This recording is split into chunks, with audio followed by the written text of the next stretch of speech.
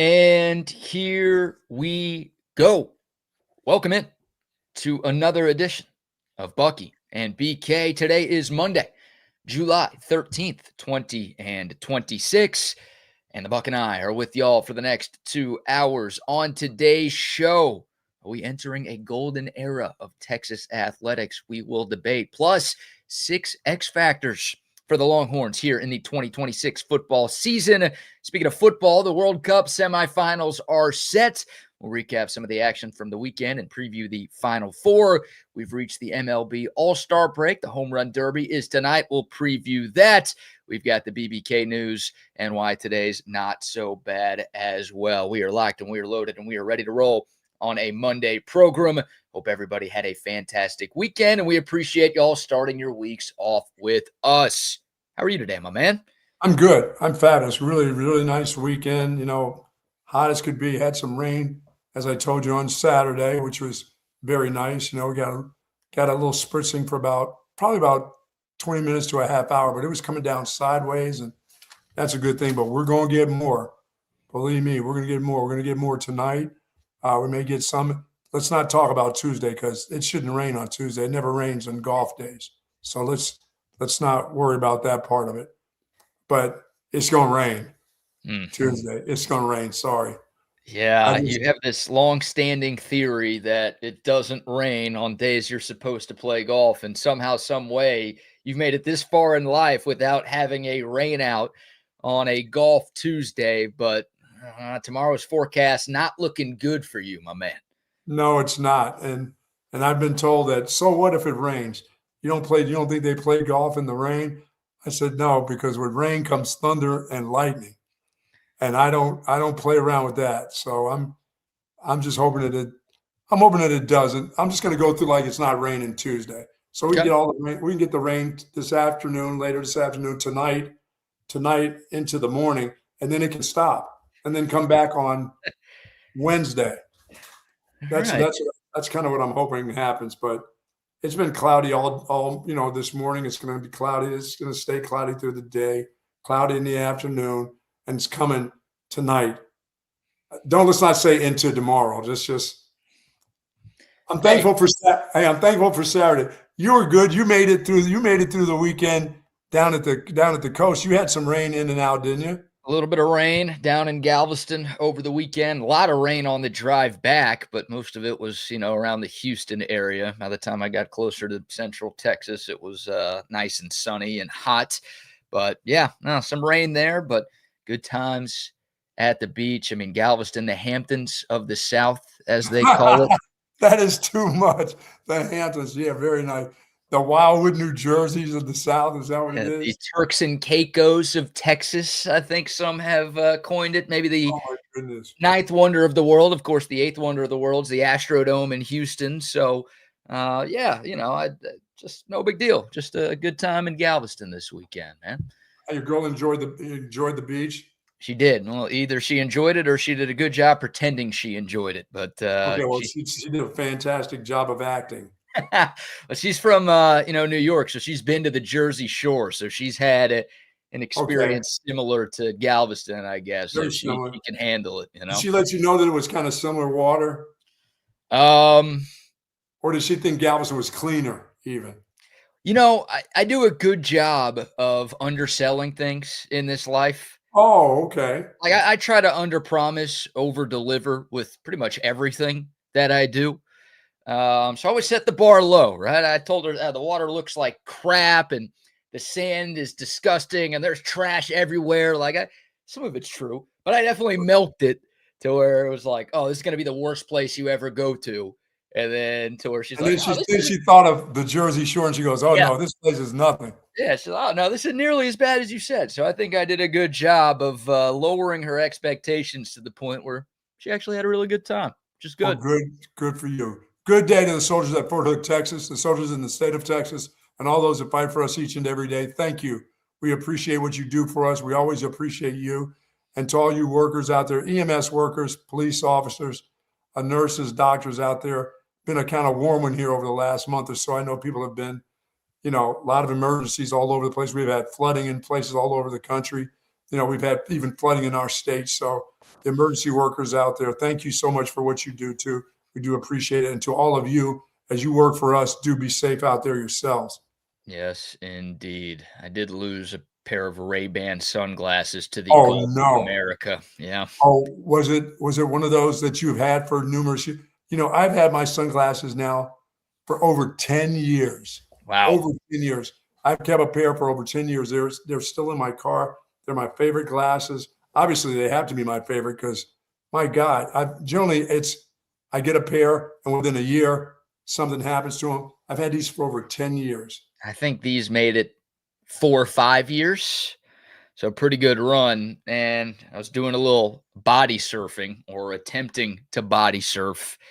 And I just forgot I had them on. So jumped, and all of a sudden I'm like reaching for my eyes and the sunglasses are gone. And in that water, you can't Oh. see, I mean, you can't even see your hand if it's just below the surface. There's no way you're seeing the bottom to find a pair of shades. So it's, I guess, the circle of life, because I had found them at the bottom of a lake a few years ago. So it's only fitting cool that I lose them to the bottom of the ocean. But that was the one sort of downside of the trip. There's some cool shark out there, got their glasses on, just roaming the bottom. Hey, eat the glasses. Don't eat me. We'll take that. We will take Awesome. that. Well, I want to ask you this, Buck. It's Monday. Everyone's in a bad mood, dragging a little bit. I'm going to try to bring some optimism to a Monday.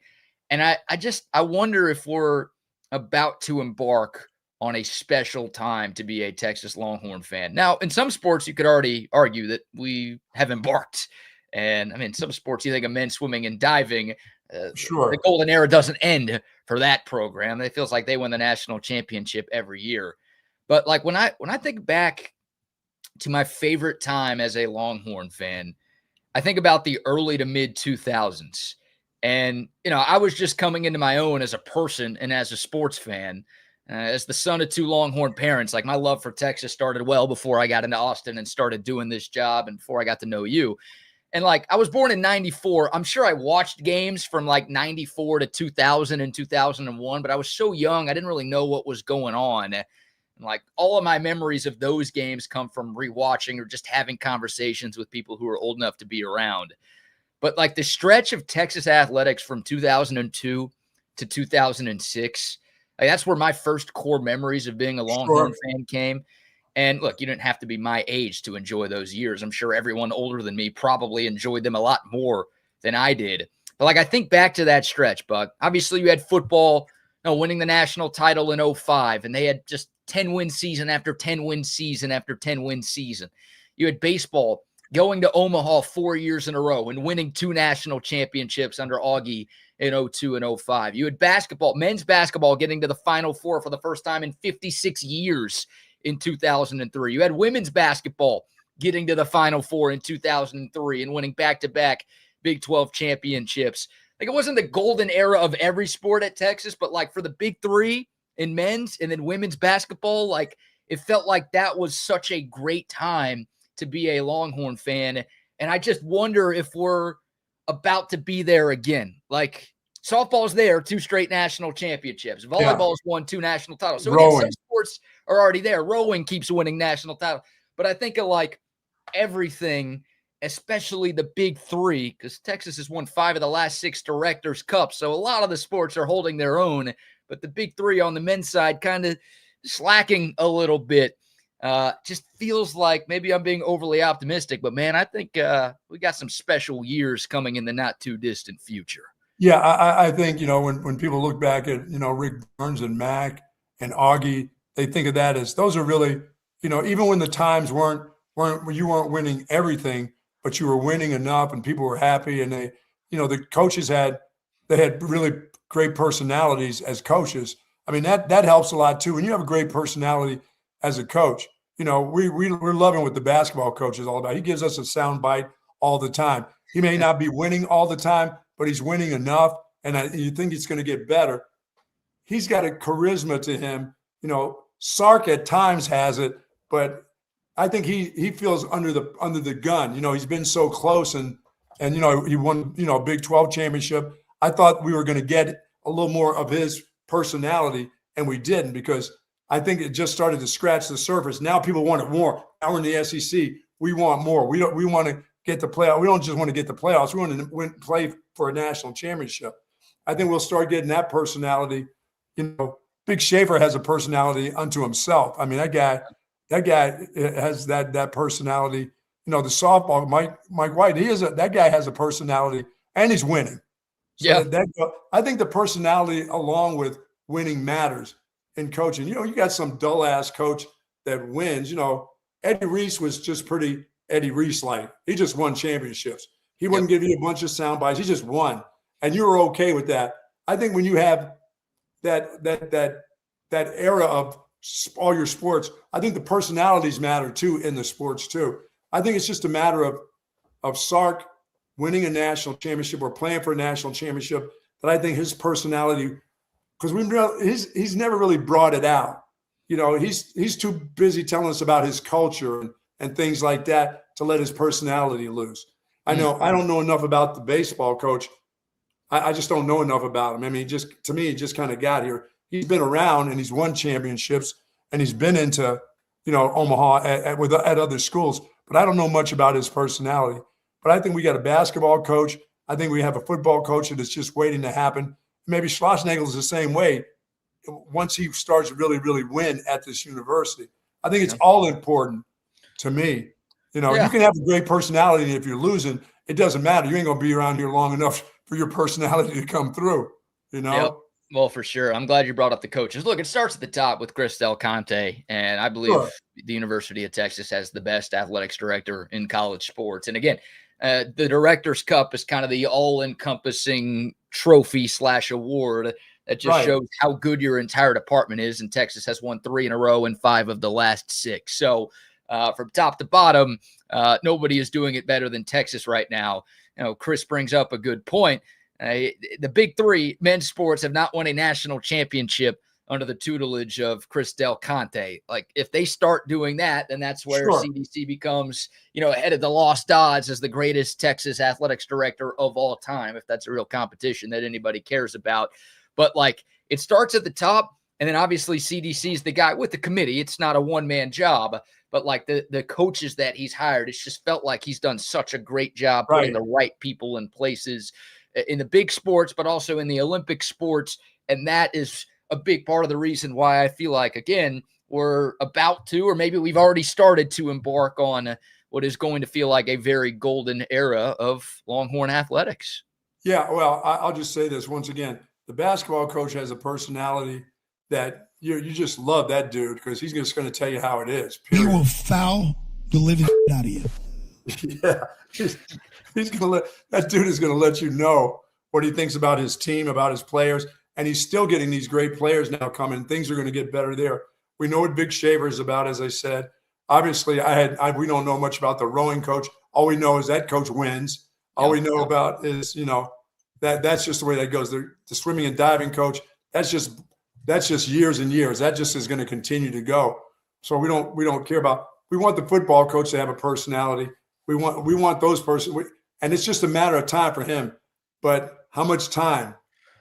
Well, and part of the reason, won 10 games. Right. The coaches have a lot to do with it, but part of the reason is the players the coaches are bringing here.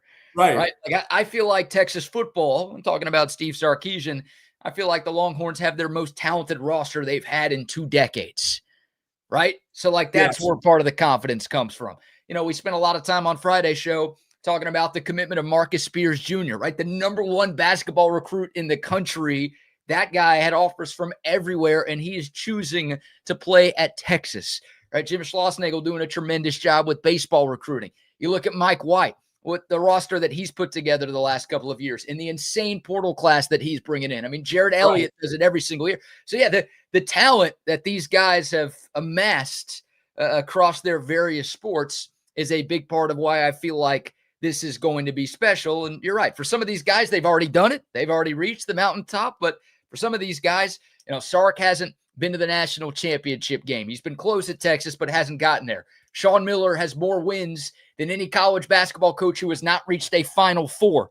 Any active college basketball coach, I should say, who has not reached a Final Four. Jim Schlossnagle has been to a national championship series. He was there at A&M. He hasn't won the national title yet. So it's obviously, to really hit the golden age, you've got to start winning those things. But because of the groups of players that those guys now have, I don't think it's a pipe dream to think, okay, they're not all going to win it this year, although that'd be sick. But like, it's not crazy to think that, all right, they're right there on the cusp, and it could be happening earlier rather than later.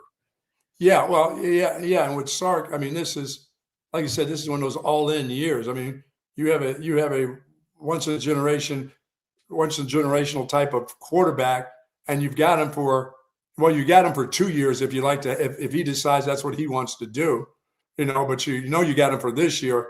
It's got to happen because you got a surrounding cast with him that's pretty damn good. This is the one you go get. And I think you'll see a lot of, if they get on that role, I think the head coach will be a guarded kind of guy for a little bit, but I also think you'll see some of Stark's personality that you've never seen. Man, you don't think we've seen it this offseason with what he said about Texas Tech, with the basket weaving comments about Ole Miss? I don't know if that's the personality you're looking for, but to me, that's like confidence that the head coach has that he's got a pretty special team this year because he's talking. Well, yeah. I think I would say yes. You're absolutely right. The basket weaving thing brought out something that I didn't think. I mean, like I said, 30 years ago, I heard that. I'm like, dude, that dude reached way back into his bag to bring that one out about a school. That's pretty rare. That's rare. So yeah, that, and I think there's more to come with him. I mean, as they win, because I think they're going to win a bunch of games, and his personality is going to come out, and he's not going to be afraid to let it out because he's got people to back him up. Yeah, and look, he's got coaches on his staff. He's got veteran coaches on his staff that are going to back him up. It's not just about, it's the staff, as you say, it's about CDC. I think when, Georgia walks with an arrogance in football. I mean, maybe not all their sports does, but it helps to have a football team like that walks the way they walk. When those dudes stroll across campus, everybody's sky high. Yeah. I think Texas is getting back to that part of when certain guys walk across this campus, people are like, yeah, that's our guy right there. That makes everybody proud. I think Texas is into that mode. You're right. And when their coach is talking about basket weaving from other schools, he ain't afraid. All right. That's, the personality is one thing, but like you said earlier, you got to win. You got to start. Yeah, you got to win. You got to win. And again, the iron is so hot for Steve Sarkisian this year. It's year 4 of Arch Manning in the Texas program. Right. Obviously going into his second season as the starter. You bring in this ridiculously talented transfer portal class. You've got a lot of pieces coming back from last year's team. You had less players drafted in the 2026 NFL draft than you did in the 2 previous drafts. You've got more, you feel like, NFL-ready talent returning to this year's squad. Obviously, you bring back Will Muschamp to help elevate the defense and bring it closer to a national championship standard. There's a lot going for this Texas football team that gives us, and I think so many Longhorn fans, confident that, because that's the biggest one. We can talk about baseball, we can talk about men's basketball and volleyball and stuff. Obviously, about them, they all matter, but we know what brings home the bacon. We know what the most popular, the most important sport is at this campus and at pretty much every campus around the country. Like this is such an important year for Texas football, year 6 of the Steve Sarkisian era. Again, it feels like they've got all the pieces to make something happen, but now they've got to go out and make it happen. Otherwise, people are going to say we're crazy for having conversations like this. Yeah, no, you're right. He has to make it happen this year. They're both all in. They're all in on this. You like you said, you can't trust that you got, even though you have a quarterback to come back for another year, that dude's going to be out the door. That guy is going to have the kind of year that everybody's expecting and be gone. Yeah, well, I think we're already a bit lucky because we were having conversations like this last year. Now, Arch Manning was overhyped, not just by us. I think you and I were tapping the brakes a little bit. We know what the national craziness was surrounding him going into last year. And we were having conversations like, okay, what if Arch balls out? Like, what if he is as good as people think he's going to be? What if he is in New York? What if Texas is in the college football playoff? Like, we might only get this dude for 1 year as a starter. Well, now we've got the second year as a starter. So I know there's talk and possibility that he could return in 2027. But to me, it's like, just enjoy this, because of course, I want him back next year. I want to have my cake and I want to eat it too. But if Texas has the year that we want them to have, and if Arch plays the way that we want him to play, then Well, this is it. Yeah, I think national pundits are talking about Arch Manning. They're not as crazy as they were last year. They're a little bit more. They're being very careful on how they talk about him, but you can tell what they think. They're trying to pretend like they're being guarded about, what he's capable of doing, because they jumped out there last year. They went way over their skis. A lot of people did about him. He never started. He was coming into something on his own last year, and so they were way over their skis. But this year, they're not quite as over their skis. They're just being guarded about. But the way they talk is like, you're talking the exact same way you talked last year. You just don't want to put it out there like you did last year, because it made you look very foolish. But you still have the same kind of faith you have in this guy as a quarterback. You can just tell that they act guarded, but they're truly not being guarded. Well, I think it depends, right? I think it depends on the person. I mean, you see some of these like preseason top 10 quarterback lists in college football, and some of them have Arch Manning number 1, some of them have Arch Manning number 2 or number 3. Yeah. But I do think you're right. I think there's a bit more reservation by a lot of national folk about, okay, how much do we want to hype this guy, right? Because last year, a lot of people looked pretty foolish for hyping Arch Manning. Like Paul Feinbaum was saying, this guy's the best thing since Tim Tebow. He's the best quarterback the SEC has had in 2 decades. And it's like, well, it didn't look very good. Now, we know how Arch ended the year. He got a lot better, but overall, top to bottom, it was a disappointment, I think, for him. And I think he'd be the first to tell you that. So, yeah, I do think there is a little just hesitancy, to use your word, maybe caution. Like, all right, I don't want to have the loftiest Arch Manning take this year because it bit me once, and I'm worried it's going to burn me again. Yeah, I don't want to look like a fool 2 years in a row. But I think they deep down understanding him as a player, whether it's the team or not the player, or him, they're looking at him like, no, that guy has all the talent in the world. The only thing that can let that guy down is the people around him. Yeah. Well, to me, it's pretty obvious to tell who stopped watching Texas football kind of midway through the season. As the people who talk about Arch's season being a total disaster and him being a total bum and he's only good.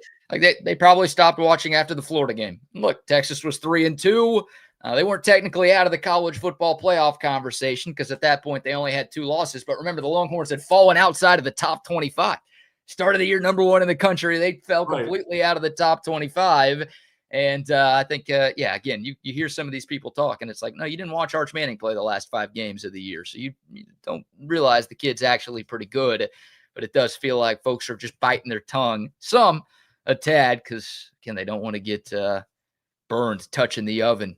Yeah, they're being very, very careful. But it's when you listen to them talk, I'm like, you sound the same exact way.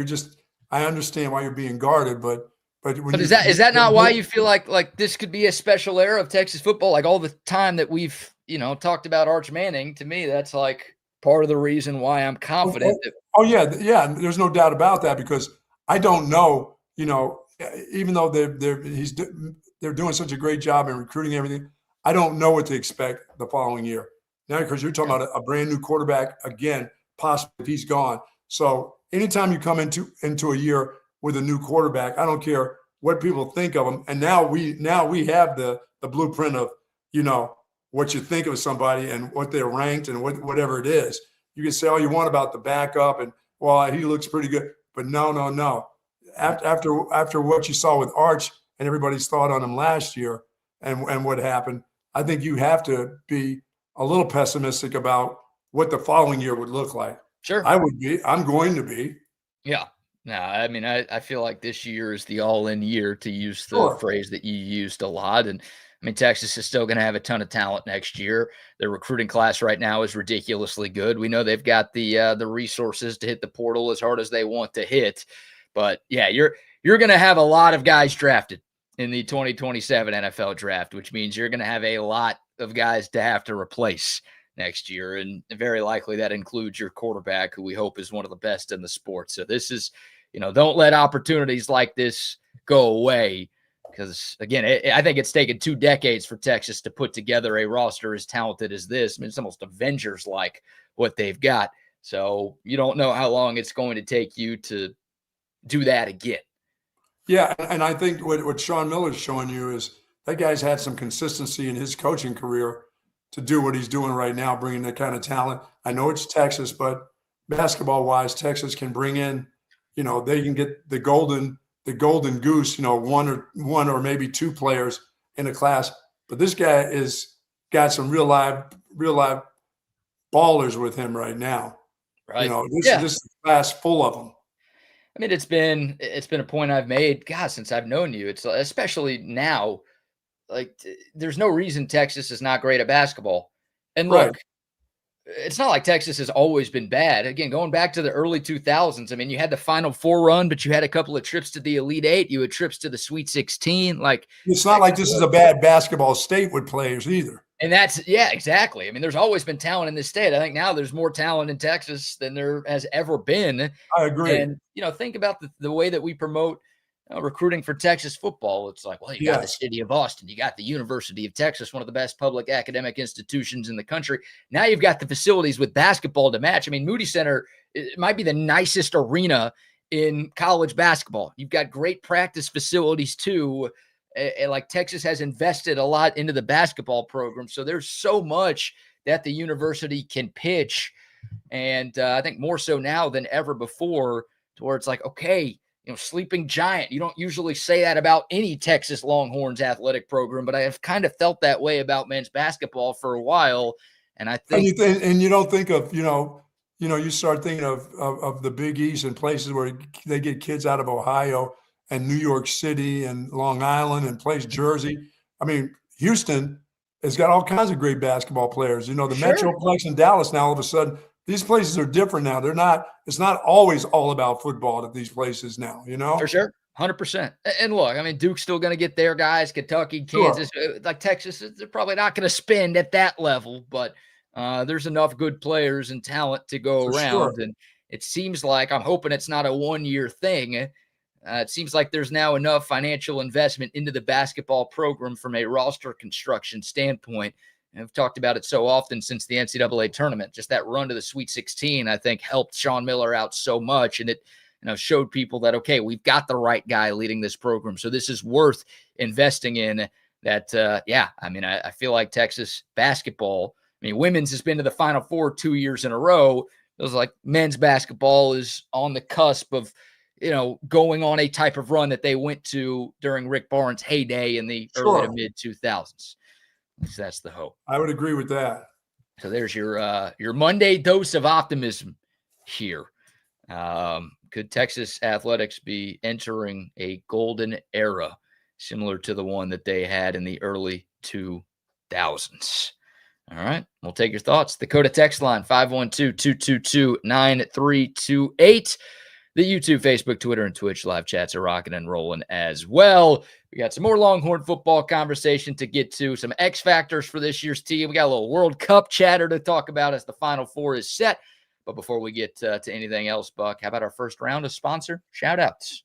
Folks, Relax the Back embraces a holistic approach for a healthier lifestyle, and my back couldn't be happier. I sat in my Relax the Back chair this weekend and stayed out of the big taco, brought my chair around and watched a lot of soccer this weekend, watched a little golf, the Scottish Open, and boy, my back is feeling good. Thank goodness I did that, or I'd have been laid up in that taco, but I'd still be laying on that couch. And Relax the Back, folks, has something for everyone. Zero gravity recliners, adjustable mattress sets, Tempur-Pedic pillows and mattresses, and they're all there for you. Human scale office chairs, desk, all the accessories that you need, and two great locations, which really matter. One is at the Hill Country Galleria across from Whole Foods, and folks in North Austin at the Gateway Shopping Center, right across the street from the Container Store. Live pain-free like the Buck at Relax the Back. Oh, yeah. Good to be back in my Relax the Back chair today. Shout out to them. Also, a shout out to McCall Custom Homes, custom home builders and remodelers here in Central Texas. It's a father-son team with more than 4 decades of experience, and all of that experience has happened right here in Central Texas. So they know what it takes to turn a Central Texas home into something truly, truly special, whether it's, again, custom home builds from scratch, you want to remodel a kitchen, renovate a bathroom. Maybe you got a growing family you want to add on to your home. Maybe you just want to add some life to your outdoor space. McCall Custom Homes can do anything and everything. No project too big, no project too small. They're the best at what they do. Just go to their website, McCallCustomHomesATX.com, for more information and to check out some of their testimonials and the gallery of projects they've done over the years. And then you can also reach out to our buddy Mike McCall directly. Great dude, big Longhorn fan, tunes in every day. Call him or text him, 512-633-9580. It's McCall Custom Homes. We build value into your home. Folks, if you're seeking specialized patient-focused orthopedic care, contact our friends and the experts at Texas Orthopedics. Their physicians offer comprehensive surgical, and check this out, non-surgical orthopedic care for children and adults. Rehabilitations, everything is not about surgeries, although I got one of my pickleball friends who's going over to Texas Orthopedics because he's had quite a spill on his shoulder. Spinal care, sports medicine, trauma care, joint replacement, rheumatology, and more. Of course, Dr. Danny, Dr. Stockton are dedicated orthopedic surgeons there. They have great surgeons there at Texas Orthopedics. Their goal is to get you back into good health and the great quality of life that you deserve. Folks, Texas Orthopedics is the largest independent orthopedic practice in Central Texas. For more information, go to txortho.com. Once again, it's not always about the surgery. It's about the rehab. If you have the rehab something, they're going to check that out first. They don't want to just start cutting on you, but if they have to, they're the folks that you want to go see for sure at Texas Orthopedics. Is Wags your friend? Is Wags your pickleball friend? Oh, that's a shoulder and a knee injury right there. That's a full body injury, maybe. Maybe that's more than just the shoulder and the knee. That's the way he sprawled out. Look at that redirect. That redirect's not good. Looking like Conor McGregor out there. Oh, hey, Conor. Nice plant foot. Yeah, nice comeback there, guy. Way to wait 5 years for that. Goodness gracious. Well, shout out to Texas Orthopedics. Easy for me to say. And a real quick shout out to CentexTickets.com. Getting closer to football season. If you're looking for Longhorn tickets, they already have plenty online at CentexTickets.com. World Cup semifinal, the first one in Dallas tomorrow. You want to get up there? Yeah, tickets aren't cheap, but how about a 10% off discount from our friends at CentexTickets.com? Any sporting event, any concert, any Broadway show, any comedy show, any festival, anything you want to attend in person, there's only one place you need to go to find your tickets. That is CentexTickets.com. Don't forget to use the promo code CENTEX10. You'll get 10% off of any ticket purchase. Nice. Sorry about that. Were you waiting for the fight? Were you going to watch that? No, I mean, I didn't get to watch it on Saturday night. I obviously saw the highlights and heard about what happened almost immediately after it happened. But yeah, UFC 329 in Vegas. Conor McGregor returning to the octagon for his first time in 5 years. He was the headline fight, the title, or the main bout at the end of the card. And his much anticipated comeback lasted all of 69 seconds. Not nice. Man. Yeah. Tough. McGregor against Max Holloway. And remember, the last time Conor McGregor fought back in 2021, he suffered a broken left leg in the first round against Dustin Poirier. So, like, right after that fight started, he got hurt and they had to call it off early. And then the first kick he throws just some crazy kick and his right knee buckles. And then shortly after, the referee's like, nah, we're done here. Yeah, Dana White needs to say, I had enough of this dude. Yeah, well, the UFC is all about their cash. No different than a lot of other sports leagues and businesses out there. So they know people love Conor McGregor, and he's maybe the most popular player they've ever had in that sport. So anytime you could get his name on a card, you know it's going to sell a ton of tickets and a ton of pay-per-view watches. So I don't know if Dana White's going to turn it down, but there are a lot of people who are pissed. I mean, spent a lot of money buying a ticket, spent a lot of money, watching the card if you paid for it on TV, and to get 69 seconds, people are understandably not so happy. No, that wouldn't make me happy, especially if I went there to see it in person. And a lot of people think McGregor was hurt going in, and it's like, dude, you should have just pulled out of this thing so we could have found a replacement fight instead. We could have found a replacement for our money too. Yeah, exactly. So people would have gotten their money's worth a little bit. A lot of conspiracy theories out there. saying, yeah, this was just a cash grab and McGregor was never healthy enough and never in good enough shape to do something like this, but he wanted the money, so he just did it.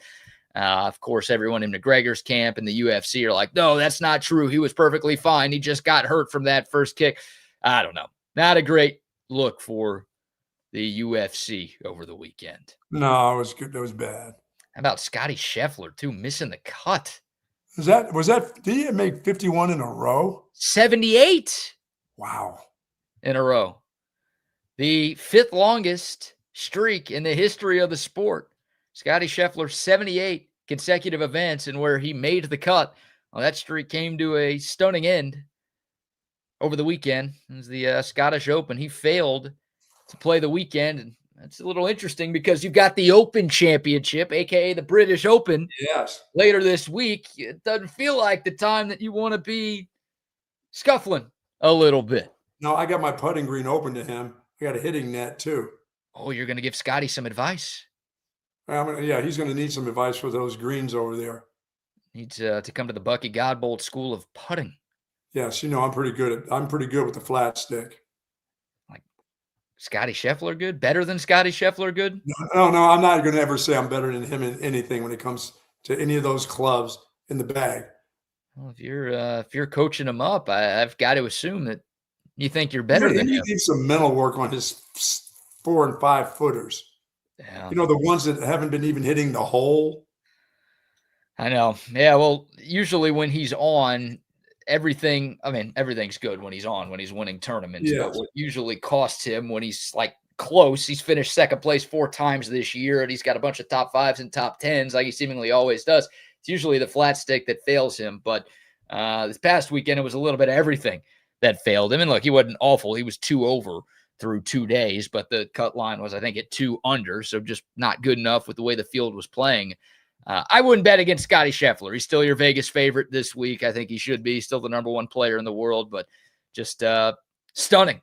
I mean, to see him not at the top of the leaderboard is stunning, but to see him not even on the leaderboard. To see him going home. It's crazy. By the way, the longest cut streak or made cut streak in the history of the sport. That's another record that belongs to Tiger Woods. About 142 consecutive cuts made. Scotty got to 78, which that's the longest streak we've had since Tiger's ended back in 2005. I mean, 78, again, top 5 all time, incredibly impressive. Doesn't hold a candle to what Tiger did. So Tiger was out there making the cuts with his C- game.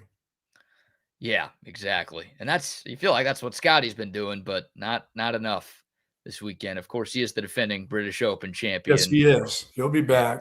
And again, bet against him at your own risk, but No, only hit you. 11 of 26 fairways and 23 of 36 greens in the 2 rounds that he played at the Scottish Open. By the way, you can have all of that British, Scottish, all that long, wiry grass and those big pot bunk. You can have all of that. You know what? There are, I always tell you, I like to go Pebble Beach and some other places in America to play. Yeah. In my mind, I don't care the birthplace of golf. I've never thought of, I think that would be a great trip to go do. It would not be for me to play. I don't care if the sun was shining and it wasn't windy and it were raining in that place. I don't think I'd enjoy around there. And no. I love challenging putting greens and stuff. Huh. I just don't that off the fairway just is too much to look at there. Yeah. So you're out on links golf. I'm out on that type of links golf. I've been around links golf that doesn't have that bristly, wiry crap off the fairways. I've been on dirt tracks, I played when I first came to Austin, I played at a place called Blue Bonnet Country Club. I don't know if it was a country club. It's called Blue Bonnet. That was one of the first tracks I played in.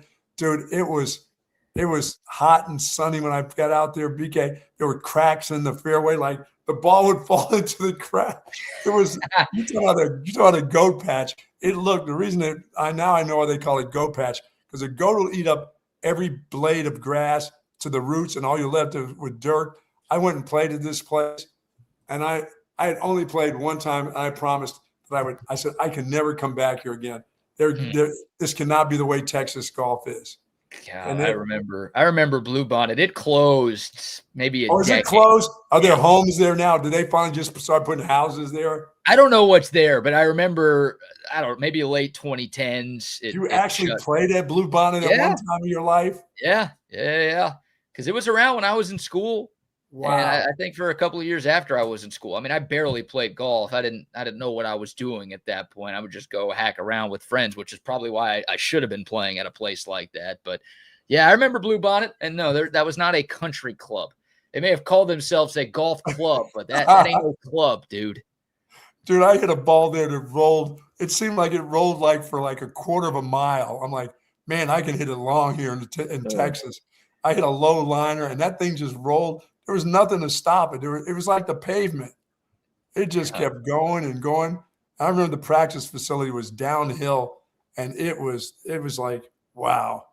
Royal Birkdale, the new Bluebonnet Golf Club. It's just overseas.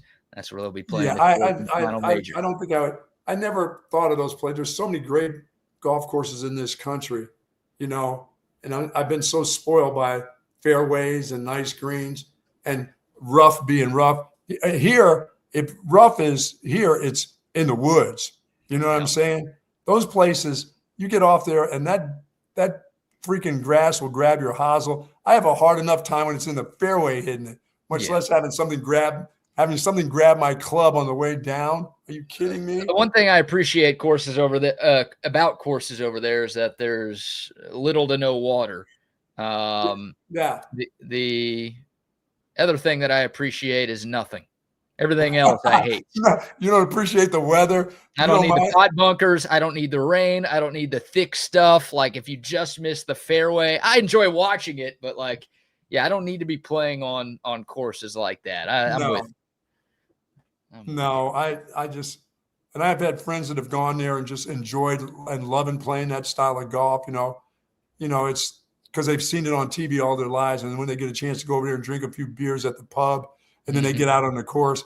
And I said, how bad was it really? They said, oh, the weather sucked. They're like trying to make it sound like it was fun and a great time. But bucket list item. And deep down they hated it because they were just.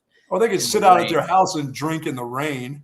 And the rain and hitting out of crappy bunkers the entire time. Oh my God. It takes them 6 hacks to get it over one of those pot bunkers. No thanks. Turning sideways to hit it backwards into the fairway.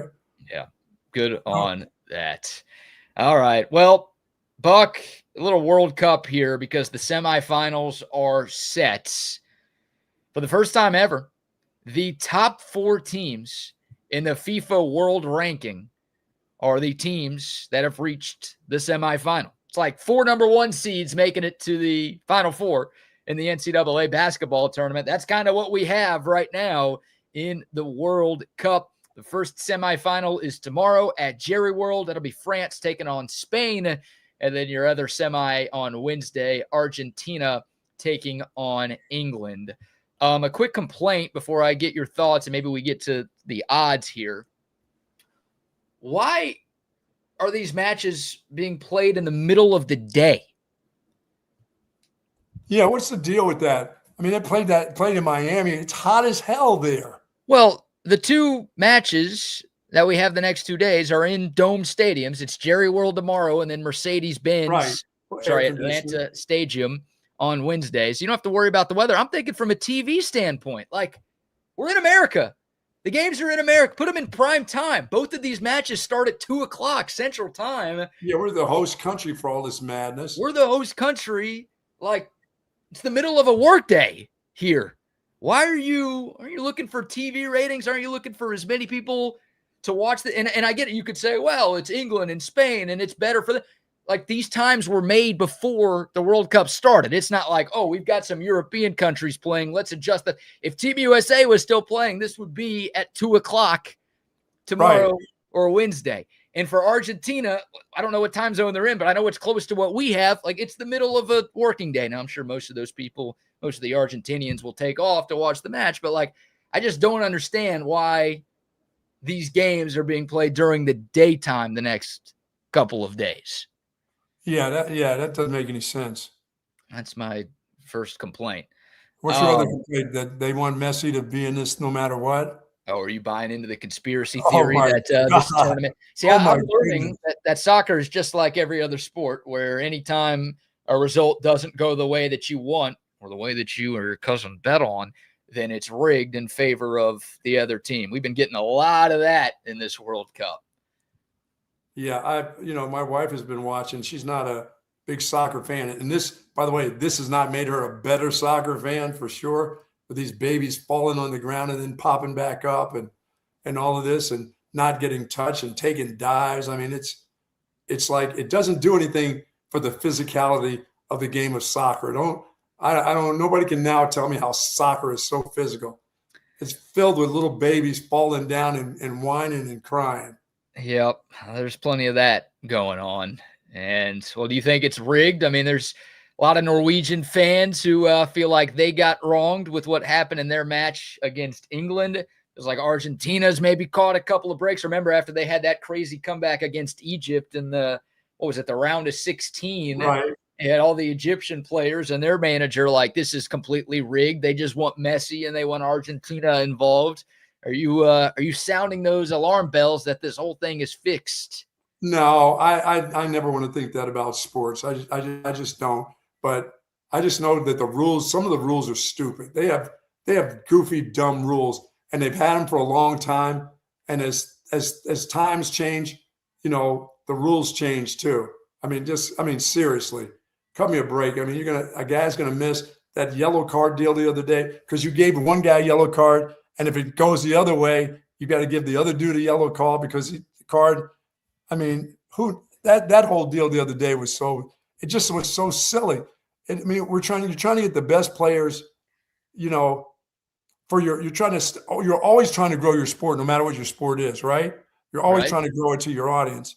You're like killing your audience. They're like, that dude is now done for that, even though he may have What moment are you talking about here? the dive on the second yellow card for the guy from Switzerland. Yeah, that was like, started. Oh no, that guy should have been thrown out. To hell with that. are you good with it? You're gonna flop like that when no one's even within like a foot of you? And that does say a lot for the flopping. Yeah, get him out of there. You just complained about flopping. I figured you'd be in favor of something like that. Well, no, I mean, I just don't think a yellow card, because you've called a yellow card, I think you penalty, turn the ball over. I mean, it's just give me a turnover. I know, Wow. because they all would be doing it then. If that were the case, Yeah, those guys would be taking a dive every 2 seconds, maybe. I disagree with you on that. I think that guy should have been thrown out. I mean, he's an idiot. Like, he knew he had a yellow card. Like, he shouldn't have done it. That was dumb. It's a horrible decision by him, and it wasn't even close to an actual foul. So, get some of that out of the game. I don't even know if he got did he get touched? No, not even close. Guy didn't even breathe on him. Like, a flop that would make NBA, like Shea Gilgeous-Alexander would have been like, damn, that's nice. That is nice. How do I do that? How can I get that? Hold on. I might have to add this to my repertoire next season. Yeah, there's too much of that going on. Too much of the what's red, what's yellow. It's not. They want to make it so they're telling you how physical it is. But I'm looking at it. It looks like the playground where the girls are playing hopscotch and jump rope, and somebody kicks somebody in the shin, but these dudes are like screaming and holding and wincing and crying. I'm like, the playground stuff hurts way more than most of the hits these guys take. Yeah, I mean, I don't know if maybe we've been watching too much of our real football. Sounds like you're about to be done with this tournament. I think you are done with this tournament. It sounds like. I still like some of the corner kicks with the guys with the headers and stuff. There could still some tall dudes and some young dudes instead of some of those old dudes in there. Well, who you got? France is the favorite to win it all. The updated odds, now that we do have the semifinal set, France is plus 150. Of course, France finished runner-up to Argentina in 2022. Spain is right behind them at plus 320. Then England at plus 340. And Argentina, again, the defending champs, they are the longest of shots to win this. Now they're plus 360, so no one's a super crazy dark horse here. Again, you got the top 4 nations in the world that are left. All of these teams are more than capable of winning this thing, but I was a bit surprised to see Argentina with the longest odds. Now, I will say this.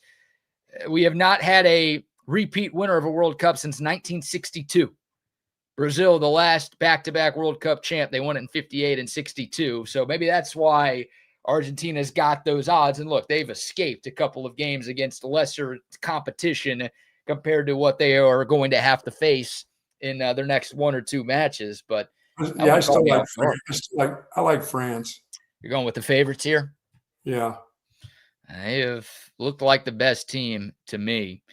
But Raising Cane and his group, boy, they're kind of tough. You know, they went through Mexico. That's a tough group.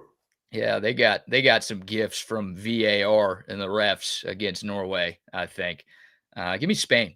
Give me Spain to get this one done. Going with the Spaniards here. I like the way they've played. I think they've had the toughest path to get here of any of the teams that are still standing. And I'll go with the Spaniards and take a little bit of juice with There you go. And they'll probably lose to France, and I'll look like an idiot tomorrow. That's going to be a heck of a game in the afternoon. It's like obviously disappointing. We all wanted Team USA to make it far, but if you're just like a neutral soccer fan, or if you're a realistic American soccer fan and you knew our team was never going to make it this far, then this is probably what you want. This is the best of the best. You know, you get a Cinderella story, that's cool, but then it's like, well, they've got no chance to actually win. Now, making it to this point and realizing that all 4 of these teams are good enough to get it done, and you're going to watch the best teams and the best players in the world duking it out. That's all you can ask for, I think. Yeah, you know, and the other day I watched Holland go when he went out of the game for that extra time. I'm like, where the hell are you going? Yeah, that you're going to. I'm like, you're going to the bench. Where are you? I'm like, where is that dude going? They took him out. He didn't sub himself out. They took him out. I'm like, you're down a goal, and the best goal scorer in the world is on the pitch, and they're like, nah, you know what? We're going to put somebody else in instead. You look a little tired. I'm like, what? That was, I mean, Norway just had its best run maybe ever. And, like, obviously their manager deserves a lot of credit for that, but how do you take that guy out in that spot? If you're up a goal and you're trying to defend, all right, bring on a defensive sub, but you're down and you take that guy out? Yeah, I mean, that's the least likely guy that's ever coming off the pitch ever. Unless that guy is crawling over to the sideline to get out of there and he can't do anything, then maybe. But when he came out, I'm like, wait a minute. I know. He's not really coming out, is he? Yes, he is. He did. Yeah, that was a bit of a stunner for sure. That's why I'm like, okay, is it fixed? Maybe in the refs fixing the matches. Maybe it's these managers and players fixing these matches. What's going on here? Check some FanDuel accounts. Yeah, it's been quite a, you know, I think more so this year that I've gotten into the rules of soccer more so than I ever have and what they're doing and some of that. Like I said, I don't mind. I know people hate it, kicking it back to the goalie and slowing it down and picking and choosing your times to be offensive and stuff. I'm fine with that part of the strategy. You know, it's hell, if you can watch golf, you can watch soccer, you know? So are you watch golf every weekend. So are you telling me you're about to be an MLS guy? No, I'm not about to be an MLS guy or a Premier League guy. I'm not trying to figure out who's going at what team and when do they start. No, okay. I don't like it that much. So I would still prefer to watch golf on a Sunday. So we'll see you in Spain and Portugal in the 2030 World Cup. There you go. Here we go. That's the next time the Buck will be in on soccer. Yes. All right. Well, we'll take your thoughts. But I would say this. I think they've grown a lot of American fans by having it here. Yeah, I think so. I don't know. I mean, we'll see. We'll see. I don't know if it's grown more MLS fans, but I think it's grown more soccer fans that will pay attention to some of the stars that they've seen that will be playing in the Premier League. Now that you got it on TV, when you can see it, I don't know if it really grows it here. I know it's going to make some of the MLS teams and their academies do make some changes in what they're trying to do, because that's all they've been talking about, the changes that they need to make if they want American soccer to compete with the world. You know what? Make all the changes. It's not going to compete. Well, yeah, that's the hope, is that Team USA realizes that, all right, we're still far away from where we need to be. Until you So start taking those babies out of the womb and putting them in concentration camps for soccer in this country, it's never going to be like you see in Europe. It's just that's not what we do.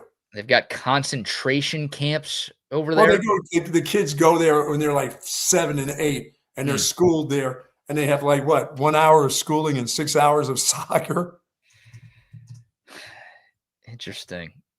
So until we start doing that, I don't think we're going to get to that point. I don't know if that's the term you're looking for, concentration camps, but concentrating on that. I mean, it's concentrating on their sport. I don't mean concentration. I don't mean that's what I'm saying. Like, I know what you're trying to say. I just don't think that's the term you want on the record, sir. No, but concentration camps here in the States. They're not going to have it. You know, they're not going to concentrate on soccer over school. No, but we don't do that for other sports either, and we're really good at those. So maybe it's something else. I don't know. Figure it out. I just don't think we're longing to be that in that. Well, we're not longing to be there while I'm still around. Right. I think we're longing to. I just don't know if we're doing what we need to do to actually get there. Yeah. Well, how will they figure that out? Anybody could say you'd like to be on that level, but you got to find a way to actually get to that level. Sure. And how that gets done, I don't know, but that ain't my job. So. And I don't know if they can do it with the MLS. I just don't know. No, well, the MLS is never. I mean, it's a minor miracle to me that guys like Messi and Zlatan ended his career. Like, the fact that you're getting some of the biggest stars in the world to play in this league is a pretty big deal. But the talent level here is not where it needs to be, and the rules of the league are not the way that they are. We talked to Glenn Davis. He's like, there's no relegation, and so many teams make the playoff. And if you don't make the playoffs, then nothing really happens to you. So why would you care so much about making the playoffs or getting better? True. Talked about that being a part of the issue here. So I don't know. Let's get back to football. Something we do know about. Yeah, in a moment, we will get to Inside Texas's 6 X Factors for the Texas 2026 season. But before we dive back into a little Longhorn football chatter, Buck, how about another round of sponsor shout-outs? So our good friends over at Hat Creek Burger Company since 2008, serving burger, fries, and shakes. I had a Hat Creek Burger this weekend. Hat Creek Burger Company is a place, good food, good folks, and a whole lot of good fun. Hat Creek is proud to be a place where you can come in hungry and you will leave full. Believe me, queso, fries, the whole works, the nuggies that they have. They've got over 30 locations, folks, throughout the state of Texas, and they continue to grow. Great playgrounds for kids and happy hour for the adults. Folks, Hat Creek Burger has the greatest shakes there is. And whether it's strawberry, banana pudding, chocolate, vanilla shakes, absolutely delicious. Do order the whipped cream and the cherry, please. And make sure you get your cherry. Got to have your cherry on the top. Gotta have the cherry. Burger. I love Hat Creek Burger, man. And I'm the guy who still, every once in a while, have a little hat with a big shake, or I'll have the big hat with the small shake. Somehow I find a way to get that shake in there. BK, just have to. Oh, they're great. There's something at Hat Creek for everybody. Yeah, the cookies and cream shakes, my personal favorite. Oh, yeah. The peanut butter cups, pretty damn solid, too. Nice. Drinking a Reese's. Oh. That works. That absolutely works. Shout out to Hat Creek. Also a shout out to Early Bird CBD. Was on the beach down in Galveston over the weekend. And let me just tell you, this little container has a few less gummies. It's a little lighter than what it was during Friday's program. Love the Early Bird CBD. Just popped one on the beach, sat in a chair, just relaxed. Took a little nap on the sand. There you go. Right there. I'll be using it tomorrow for my, rain or shine. I'll be putting it in my hydration drink tomorrow, helping my knees for the next couple of days, not only during the course of a round of golf, but days after a round of golf. My knees are still feeling fine from last week even. So I'm looking forward to getting that Early Bird drops into my hydration drink whether it's water, I don't care, Powerade, whatever you're taking, you can get that early bird CBD, mix it right in there, and you're going to feel great throughout the round and even afterwards. It's really important afterwards to still feel good after a round of golf for me. Yeah, pain alleviation, just relaxation. Look, I mean, I don't always sleep. I know I'm not alone. When I'm traveling, I'm in a different bed. I don't always sleep as well as I do when I'm in my own bed. So I travel with these things too. They knock me out. Relax, take the edge off, help you get a good night's sleep, pain alleviation, whatever the reason. Look, Early Bird products are designed to make you feel good, and they do exactly that. It's a local Austin company. Go to their website, earlybirdcbd.com, and use the promo code Bucky, and you're going to get 20% off your first order. So many of y'all have reached out telling us that you've tried Early Bird CBD. We've got our friends and families hooked on their products. We think you're going to love them too. earlybirdcbd.com. Again, promo code Bucky for 20% off. It seems like Pulisic, by the way, had a little fracture. He ended up having a hairline fracture. It was more than just a little. Yeah, it was more than just an ankle sprain. Suck it up, that hairline fracture. It isn't broken, it's just fractured. Let's go. I know they call hairline fractures broken, but hey. The good news is now he has time to get it healthy. Yeah, so he can get ready for the Premier League. That's all he seems to care about is he's got time to get it right. Had to get that one right after the game, BK. No matter what, you had to get that statement down correctly for sure. Yeah, that was dumb. That was poorly handled. AV consultations. Look, World Cup's coming to an end, but real football is not. We're about to get started with the 2026 season. College football, the NFL, it's all right around the corner. You got to make the call to AV Consultations to make sure that your TV setup is ready to roll for the football season. It's not just football. I mean, the fall was the best sports season of the year. Of course, playoff baseball. We got the NBA coming back, the NHL, all the talk about Texas basketball, how excited we are for the upcoming college hoop season. Whatever your favorite sport, your sports watching is made better with audio-visual consultations. They've been hooking up Central Texas since 1988. They gave me the 4TV man cave that I have. They gave the Buck the 85-inch screen that he has. They can do anything for you. Indoor setups, outdoor setups, TVs, home theater rooms, surround sound speakers. They also do whole home lighting, surveillance systems. They can put a golf simulator in your house. All the toys that make your home a more fun place to live. I mean, that's where you're spending most of your time. You want to enjoy your time there. AV Consultations does it all. 512-255-8678. That's the phone number. Or you could find out more online at avconsultations.com. Yeah, man. All right. What were we saying? We need to get some of that good football talk in there. Here we go. Let's talk a little Texas football. And shout out to our friends at Inside Texas. This is an article from InsideTexas.com. We talked to a number of their writers on this show. We've got an article titled The 6 Biggest X Factors for Texas's 2026 Season.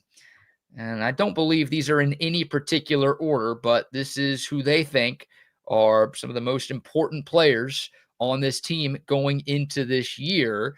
And the exact little description you get from Inside Texas is, quote, "This article takes a look at obviously talented players on the Texas roster who have yet to get close to their ceiling as players. For every one of these players who makes a noticeable jump in their play, Texas's chances of winning the national championship increases," end quote. So this is not your 6 best players. I think everyone knows what an X factor is. Their first name that they mentioned is a guy that you've talked about a ton.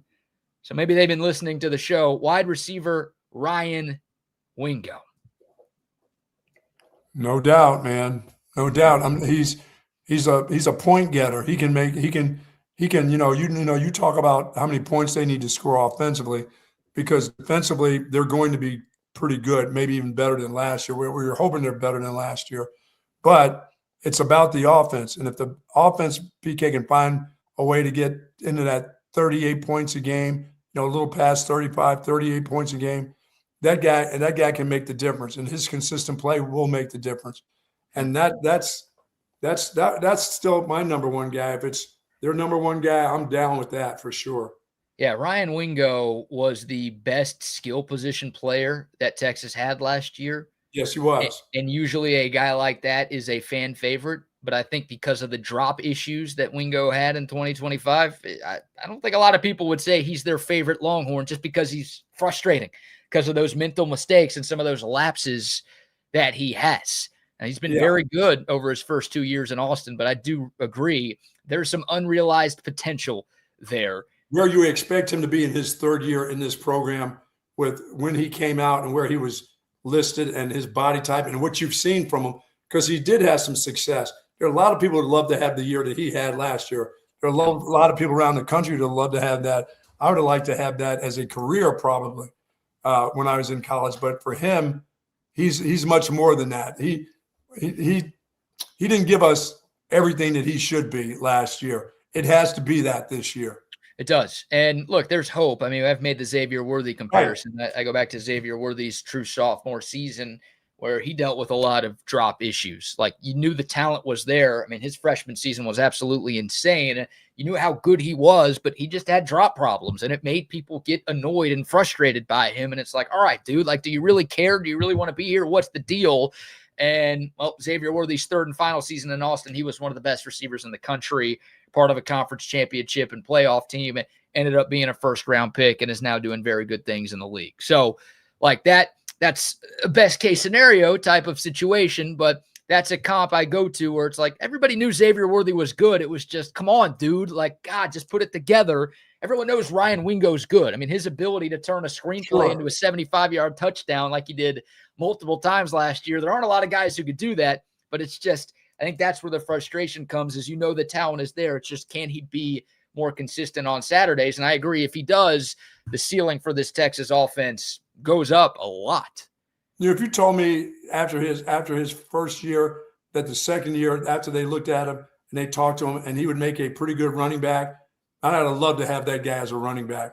I mean, I feel like, you know, for the people that I've had and the types of bodies that I've had to coach in years, I would have loved to have had that body right there to coach that guy as a running back.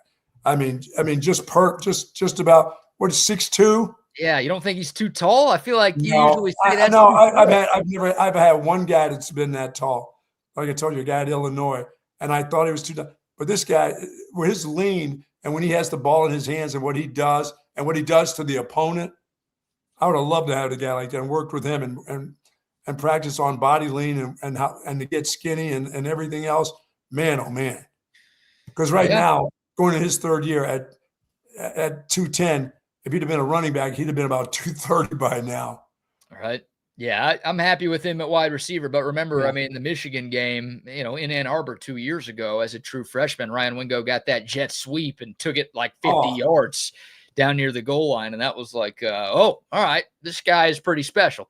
So, again, we've seen flashes, and flashes feels unfair because we're talking about a second-team all-conference player last year. Yeah, I wouldn't have had to throw it to him. I could have somebody just, here, I'm going to hand this to you. Well, maybe they'll do more of that this year.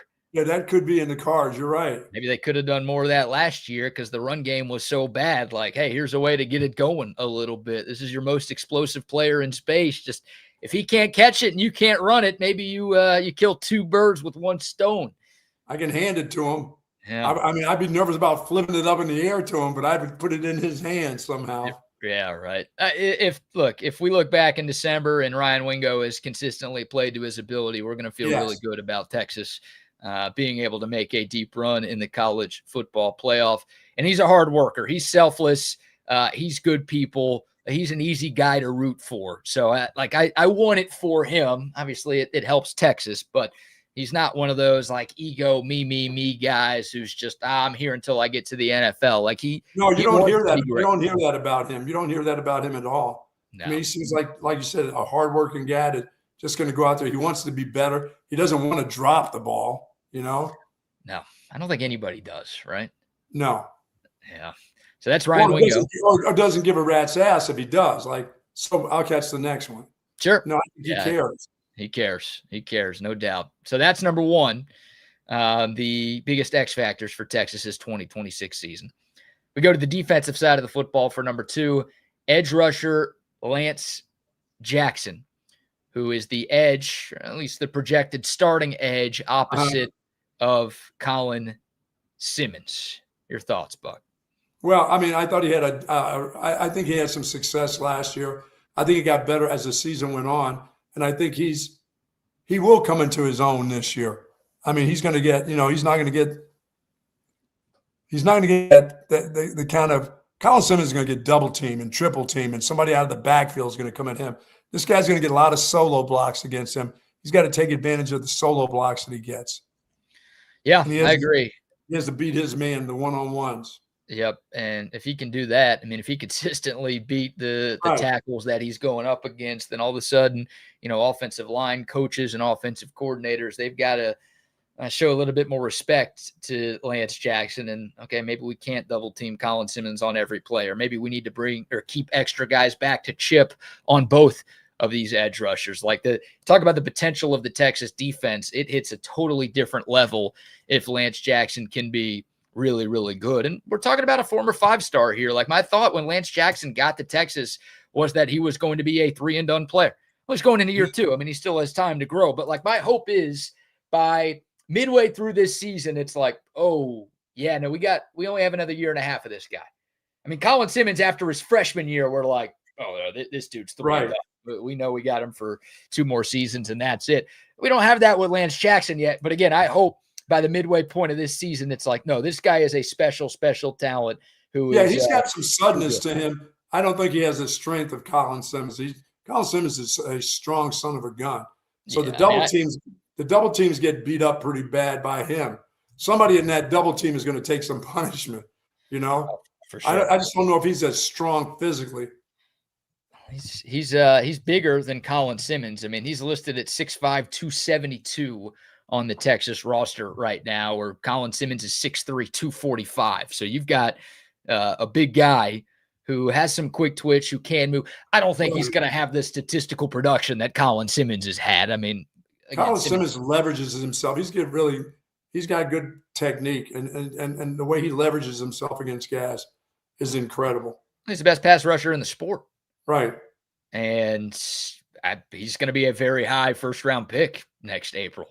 So I don't think Lance Jackson is that, but he doesn't need to be that. He just needs to be, again, somebody that opposing offensive coordinators have to pay attention to where it's like, oh, we just have to worry about Colin Simmons and we can one-on-one with everybody else on the Texas defensive line and we'll be just fine. Well, he's going to get it until he proves it. Yeah, 100%. And look, you've got depth there. I mean, Zeno Meozulu, Richard Wesley, Colton Vasek, Texas does have other options, which maybe take some of the pressure off of Lance Jackson. But I think, look, you need somebody to replace Ethan Burke, who was also great against the run. I mean, he wasn't a stat sheet stuffer, easy for me to say when it comes to sacks. Yeah, he was very good against the run. Yeah, you need somebody consistent who can get the job done against the run, but also, again, give you some pressure from a pass rush standpoint as well. So he's number 2. Number 3, biggest X factors for Texas in 2026, according to Inside Texas, safety Derek Williams Jr., who was a very highly touted recruit coming out of high school, played very well early on in his Texas career, 2023 and the first half of 2024, got hurt in the Red River Shootout against Oklahoma in that 24 season, missed the rest of the year, came back last year, but wasn't quite the same player he was pre-knee injury. He could be your other starting safety opposite Jelani McDonald, Buck. Yeah, we need to know what he's doing early in fall camp. We don't need to know that, oh, he's still working his way. We need to know in that first 2 weeks of, is he ready to go? Or, well, he's still kind of working his way back. He's not quite as flashy right now. He's still working out the kinks. Because then no matter what, it's going to be, let's see when he actually gets on the field and plays against somebody anyway, because it's just been that long for us to see. But I'd like to know that going into, the second week of camp, that guy's healthy and is doing all the things that they've said before, that then all of a sudden he gets hurt. You want to know that he's ready to go immediately and not working his getting better. It's getting better. You want to know that it's better. Well, he played in 12 games last season. So Yeah, it's not like we haven't seen him on the field since he messed up his knee, but he wasn't the same player. right. And look, I mean, I don't think the secondary was good enough last year at all. I don't think the safety play was good enough last year at all. And clearly Steve Sarkisian agrees because he let go of Dwayne Aquina. And so you've got an entire new defensive coordinator here. So, Derek Williams Jr., you think about the way he played before the injury. Well, Blake Gideon was his safeties coach. And now Blake Gideon is back as Texas's safeties coach. So hopefully, like, Blake Gideon can get the most out of Derek Williams Jr. to where he can be that guy he was, because, he's very important. Again, you need talent at safety. You're going up against a lot of great quarterbacks and a lot of great wide receivers on your slate this year. You've got to have a second safety that plays fast and can help out everybody else on that defensive side of the football. And a lot of times it's the injury itself. And we don't know with these knees. Not everybody comes back to be something very special after a knee injury. It just doesn't happen to everybody. I know modern medicine and everybody talks about how, boy, isn't it incredible how this guy's back. Well, there's the stories of the guys that don't get to be back the way they came in. So that's going to be very, very important. And this is the year. Yeah. Oh, yeah. I mean, we had that conversation a lot with CJ Baxter. Like, some guys just don't ever get back to the same. So maybe that'll be the case with Derek Williams Jr. And Texas has other options. This is the year you find out right here. But yeah, for both sports, for what he's going to do in football or what he's going to be like in baseball. No. We're not talking about Jonah Williams. This is Derek Williams. Yeah, Derek. I mean, for Derek, it's just about his knee, period. Jonah's about his shoulder. Right. Well, Jonah, it's been about everything. That guy's had all sorts of different injuries since getting on campus. But yeah, Derek Williams Jr. If Jonah Williams is a great safety this year, that'd be a nice bonus, but he's not expected to start. Like, Derek Williams, I think, is more important to this Texas defense. And look, if he's good, Texas will be just fine. But if he's great, can he get back to the way he was? Right. So, and yes, Derek Williams Jr. was in the transfer portal this offseason. And because Blake Gideon ended up coming back, I think that's the biggest reason why Williams decided to come back to Texas as well. All right, continuing this list, we go back to the offensive side of the football. Tight end Nick Townsend. Ooh, I wouldn't have had him on my list, but that's interesting. Well, X factor. We're trying to figure out who's going to step up and be an impact tight end for this year's team. I mean, that's been an important position in the Steve Sarkisian offense. The Longhorns have had tight ends drafted in each of the last 3 NFL drafts, and Sark has talked about it multiple times. He believes that tight end is the second most important position in his offense. So we're trying to figure out, okay, you bring in Michael Masunas from Michigan State. You've got Spencer Shannon going into year 4. Is Nick Townsend going into year 2? 4-star recruit, former top 100 player in America coming out of high school. Is this a breakout type of year for him, Buck? Doesn't sound like you're buying. I just don't think they have an outstanding tight end. I mean, they're still trying to grow guys and fit them into positions. I mean, if he can block, is he a good blocker? Is he going to be what primarily are their roles going to be? You're thinking primarily of a guy who can get down and catch the ball, right? For Nick Townsend, yes. Okay. For, Masunas and Shannon, I think those are more block first tight ends. Now, maybe those guys give you a little spunk in the passing game, but to me, of the 4 guys in that room, I think Nick Townsend is your best long-term receiving option. The question is, does the long-term start in September or is it next year? I think we'd all prefer a guy that could do both and do it pretty well. I mean, is Nick Townsend, do they think of him, what do you think? Do you think of him as just an adequate blocker, just somebody to get in the way? Yeah. I mean, if you need somebody to block for you, you wouldn't go with Nick Townsend as your first choice, but yet you need guys who at least are respectable at both. Well, yeah, they can't just come in and catch passes. Right, exactly. Or just blocked where it's like, oh, Spencer Shannon's on the field. That's a run. Oh, Nick Townsend's on the field. That's a pass. Yes. You can't have that. And, Jack Andrews didn't do much as a blocker last year. Gunnar Helm was an adequate blocker, as was Jatavion Sanders. So You haven't had like those guys are both willing blockers. but they were willing blockers. So that's what I think have to be to play in Steve Sarkisian's offense. I don't think he'll put you on the field if you're not willing to get dirty and get physical there. But yeah, I'm thinking more about Nick Townsend and his ceiling. And if he is an X factor, it's not going to be, yes, he's the blocking guy who gives us that sixth offensive lineman. This is no. I mean, remember, he scored a touchdown against A&M. They gave that dude a reverse. I know. Totally caught everybody off guard. Maybe this year because it's on film, it won't. But like, is that going to be in the offense? Is that a red zone play that Texas tries this year? No, that was one of those once in a lifetime calls, and it worked. It wasn't toss sweep. Right. Well, anything works better than the toss sweep. You know how you go toss sweep and that never going to work? This one is one of those once in a lifetime call that you call. You don't need to call it again. It's fine. And I was having fun here. Why did you bring that up? I'm just telling you, once in a lifetime, once in a lifetime, you got away with it. So be it. Hey, by the way, you can get away with it again because if you do it against that same team, because they're dumb. You can do that to Oklahoma too. They're dumb also. Save it for the rivalry games, huh? Save it for the dummies. The dummies. I like that. But don't do that. Don't do that. Hey, don't do that against Georgia.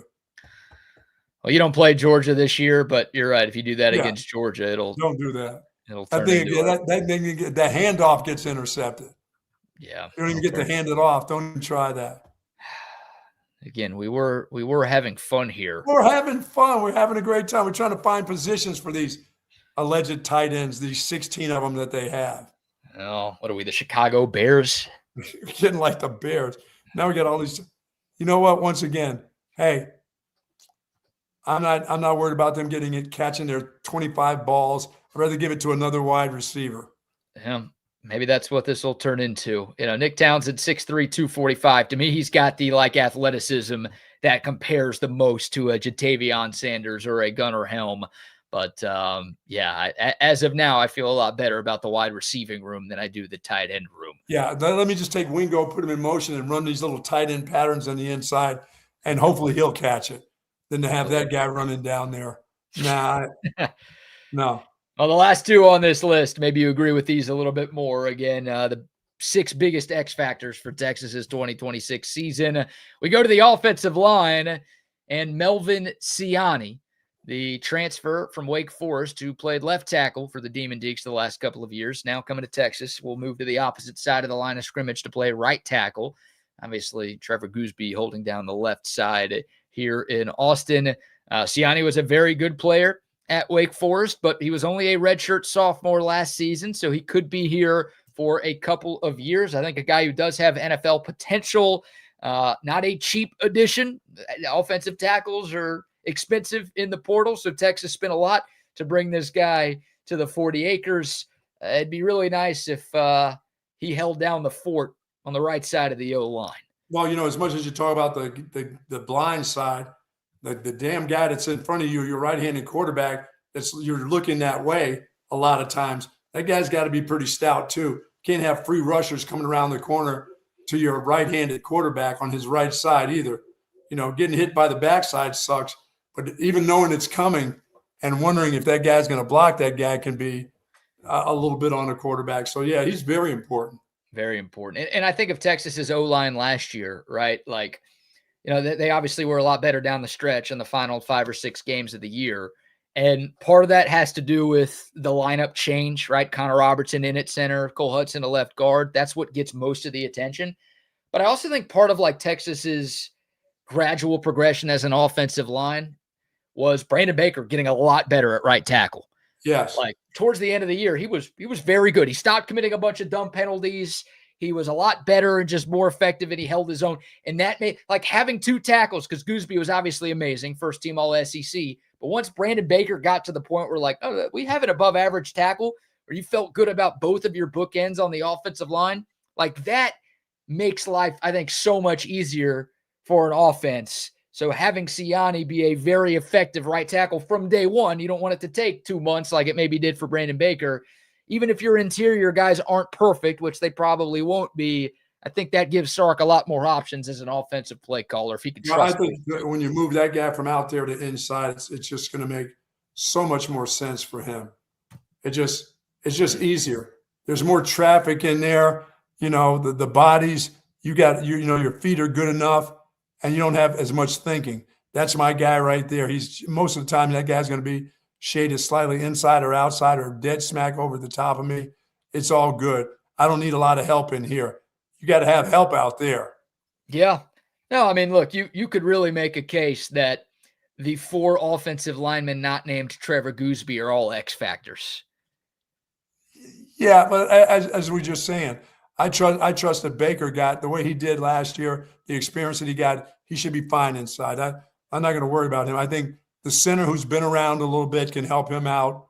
Yeah. There's no help out there, so Siani he's got to be good.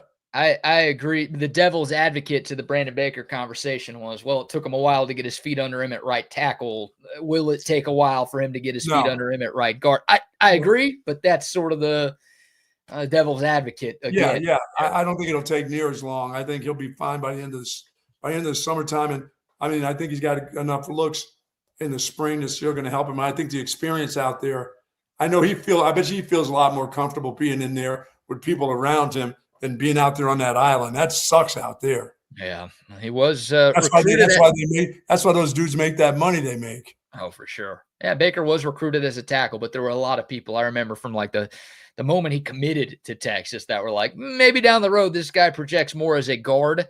So I don't think this is like, oh God, we just don't have anybody to play right guard. What are we going to do? Let's move Brandon Baker in there. I think this is something that Sark and Kyle Flood have kind of had in the back of their minds for a while. And now because you bring in Siani from Wake Forest and you feel good about him on the outside, then there's your natural time to make that move with Baker. Yeah, and if he'd have been that good, they would have found a guard for less money somewhere else. That's right. How that. But he got the experience that he needed. I mean, that's the key thing is that guy got a lot of experience in a hurry. Yeah, no, he was thrown into the fire in 2025 for sure. So Melvin Siani, number 5, and then last but not least, 6 biggest X factors for the Longhorns this season. Cornerback, going back to defense, Cade Phillips, the former 5-star recruit. And I think it's a great sign, Buck, that by the end of his true freshman season, Cade Phillips became a starter. Like he started the last 3 games at corner. And not only that, but like it wasn't an injury or something that thrust him into the starting lineup. He overtook Jalen Gilbo, who was a senior and a 4-year player and a guy who had started, I think, 27 games as a Texas Longhorn. So the fact that like towards the end of a freshman year, the coaching staff felt good enough in some big games down the stretch to throw him into the starting lineup, I think a good sign that you should be buying stock into Cade Phillips going into year 2. Yeah, speaking of a guy who got a lot of experience in a hurry, that dude, and he played well. It wasn't that it didn't seem like he needed a lot of help. He kind of naturally took that position.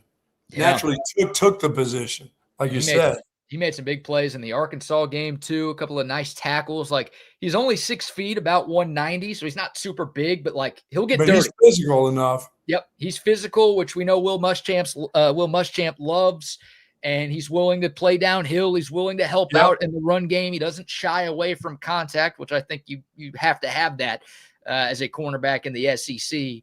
But yeah, I liked a lot of what I saw from Cade Phillips, and you saw. Arkansas tested him a little bit. Michigan really tried to test him in that bowl game, and I think he held his own. And another sort of talking point or evidence point of why I think the coaching staff really likes what they have with Cade Phillips. Remember, they moved Kobe Black to safety this offseason. Right. Like Kobe Black was viewed as maybe the biggest competition to Cade Phillips as that number 2 corner. And we found out, I don't know, a month ago, that Kobe Black was now playing safety. So to me, that's like, all right, no, we feel great about Cade Phillips. We know he's good enough to start as a true sophomore. Let's go help out maybe the issues we have at safety because we're good. Yeah, here. Black seems like he's the utility guy for this football team in that secondary. Maybe he is. He's going to play every position.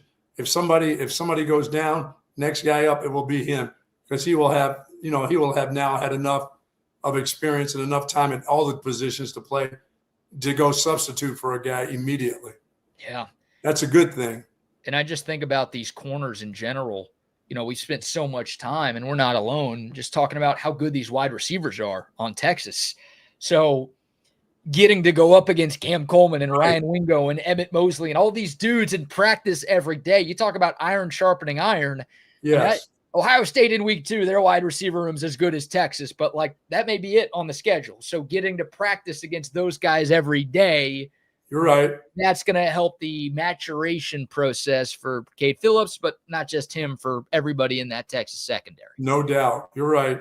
So I'm excited about it. I mean, look, it's a little scary, maybe on its surface, that you've got transfer second-year player, as I think you're starting corners and you're starting nickel.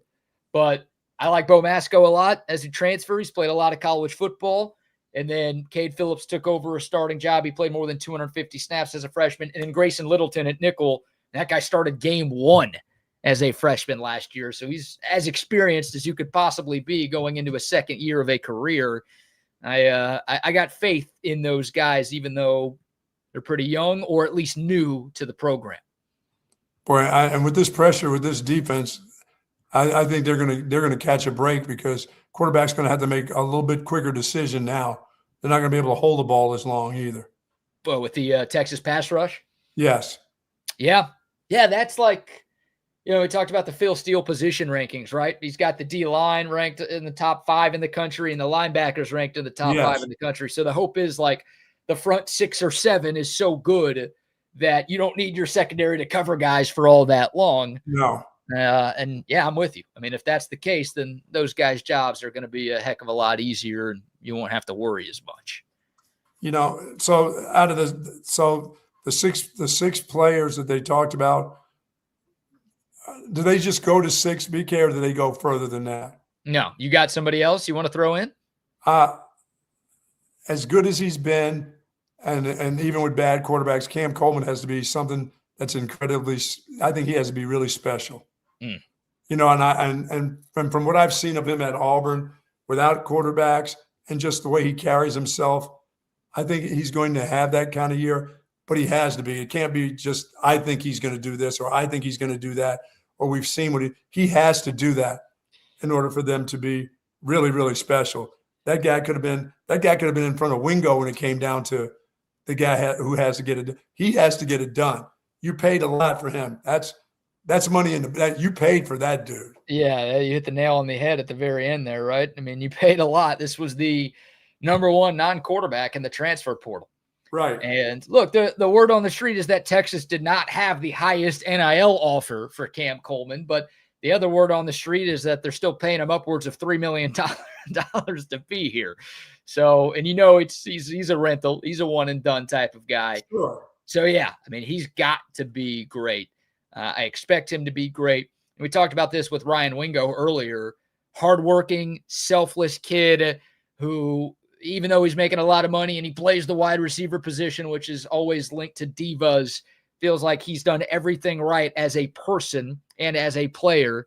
Right, so he has to be good and make that a lot. So he's got, he's got to be good. You could be a great person. They're not paying you $3 million to be a good person. No, that's not what plenty of good people on that campus and in that locker room who aren't making that money. They're paying you to have a 900+ yard season and 8+ touchdowns. Yeah, I mean, I didn't see anything of him over the last couple of years when it came to quarterback play with Auburn. They were just so bad.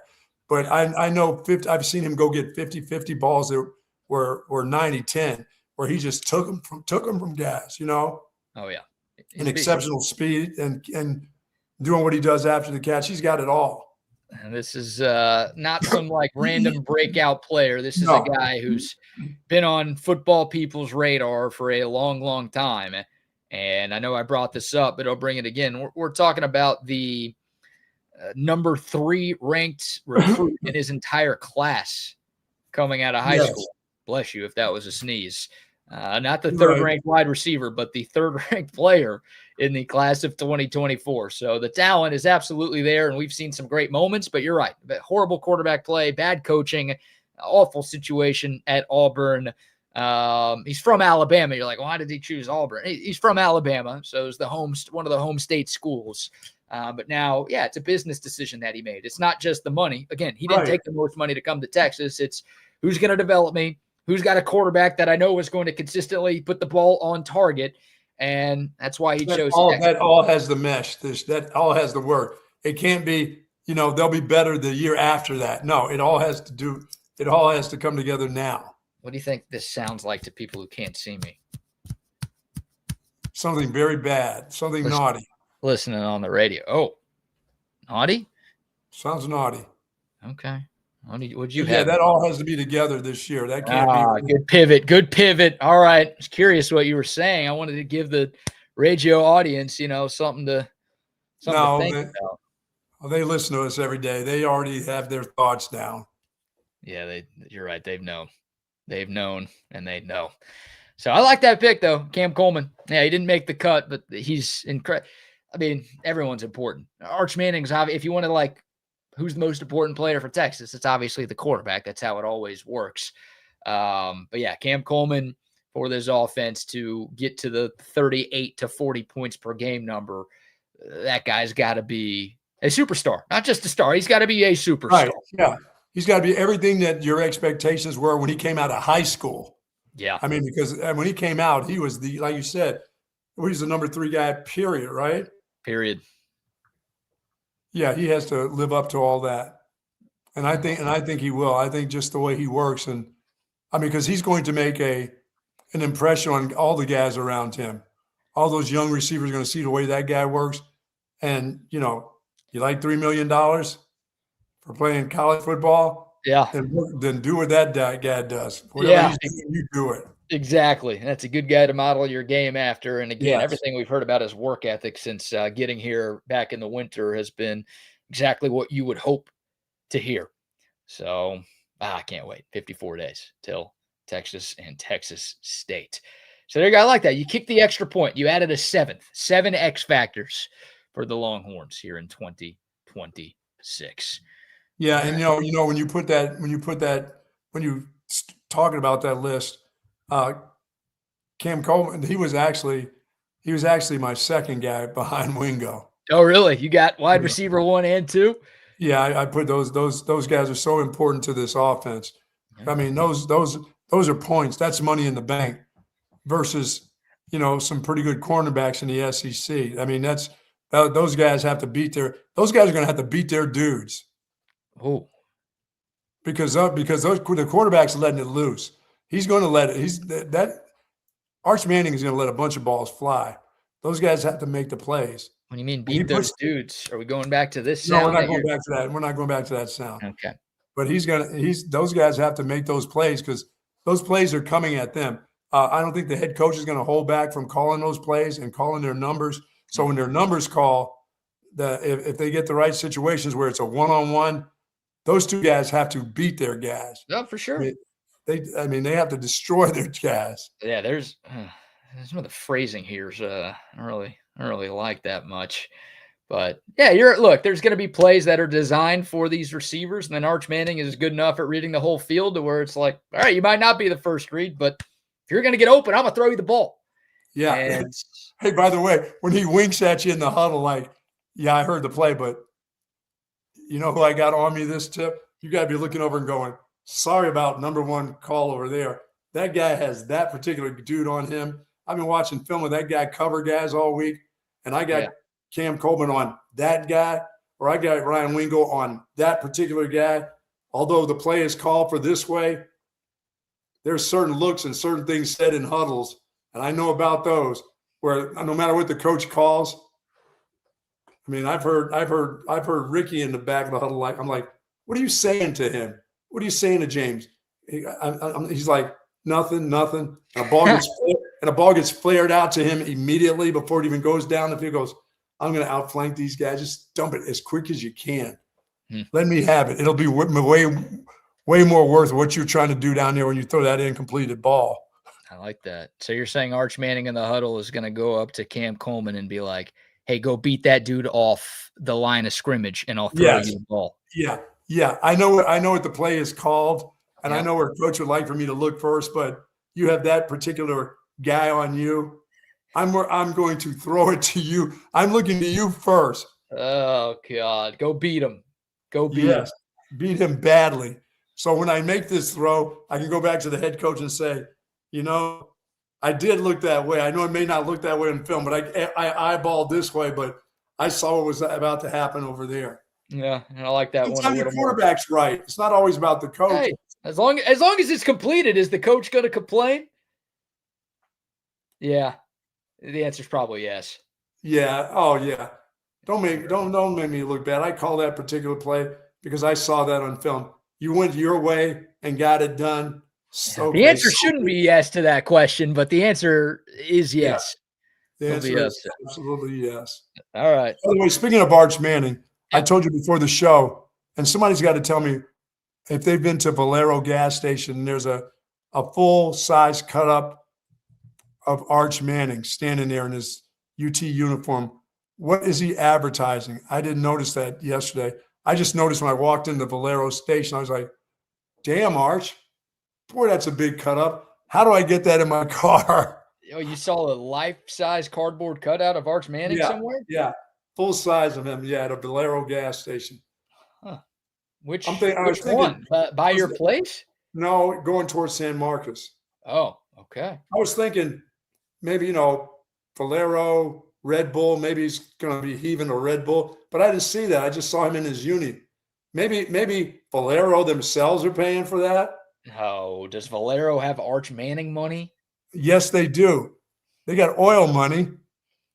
Yeah, but they got money. Valero stations. Valero, there used to be a lot. There used to be a lot more of those around than there are now. Is Arch Manning hawking gas stations?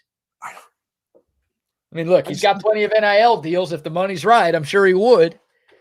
I'm going to have to go back down there and get that. Should have distracted the girl that was behind the counter. Yeah, you should. Yeah, you got to steal it and put it behind you for the show. Yeah, she was a young sister back there too. I probably should have poured it on. What do you mean by poured it on? Like, hey, listen, I know, dear, that you can get another one of those. Call the company where you guys got it from. Go get another one. I know there's cameras. Cut the cameras off real quick. Hey, by the way, cut the cameras off now.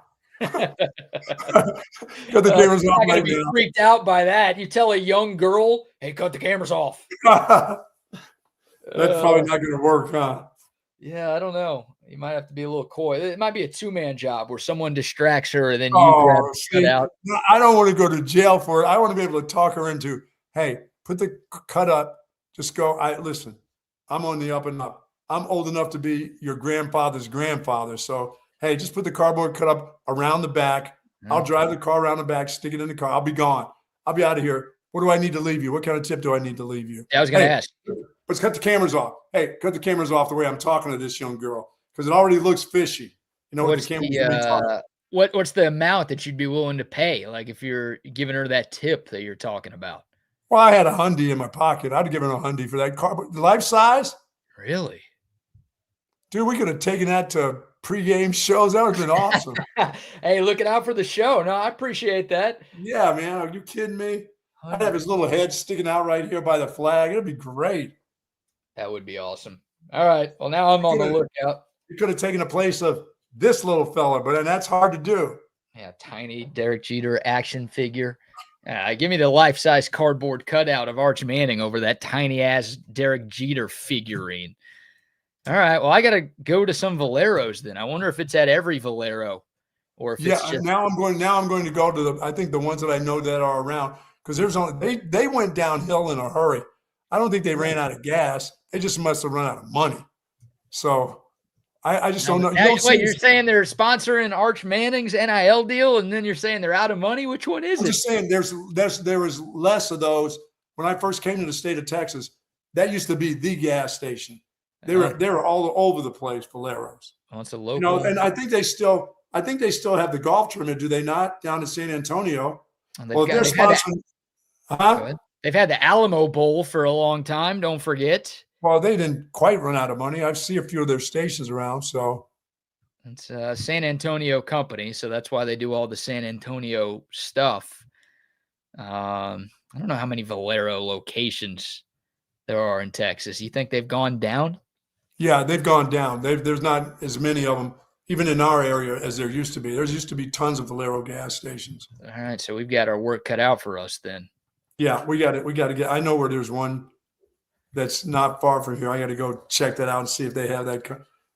I'm just wondering, what is he hawking? I mean, there was nothing. There was no Red Bull. He didn't have wings on, and they weren't giving him wings. It was just at the Valero station. According to AI, there are more than 4,500 Valero gas stations across the United States. There you go. I don't know if they're going down, but that means we might have 4,500 Archman and cardboard cutouts to choose from. I don't think we're going to. We got to find out Local. How this one. I need to go back down there. That's not that far from my house. It's probably a 45-minute drive. Maybe I just need to go back and say, why is that here? What is it for? How much do I need to pay you for that? 45 minutes for a cardboard cutout. That's commitment right there. I love it. 45 minutes and $100 for a cardboard cutout, mind you. Oh, I'd give the girl a Hyundai. She was a very nice young lady, but she could have dropped that off in the back. But as I said, there was too much talk. There would have been too much conversation. I had to have been too animated. And the guy who's looking at the recordings every night is probably going to go, what was that guy doing? What was he doing? And where's the cut up at? Oh, God. All right. Field trip. Show field trip. We need that thing.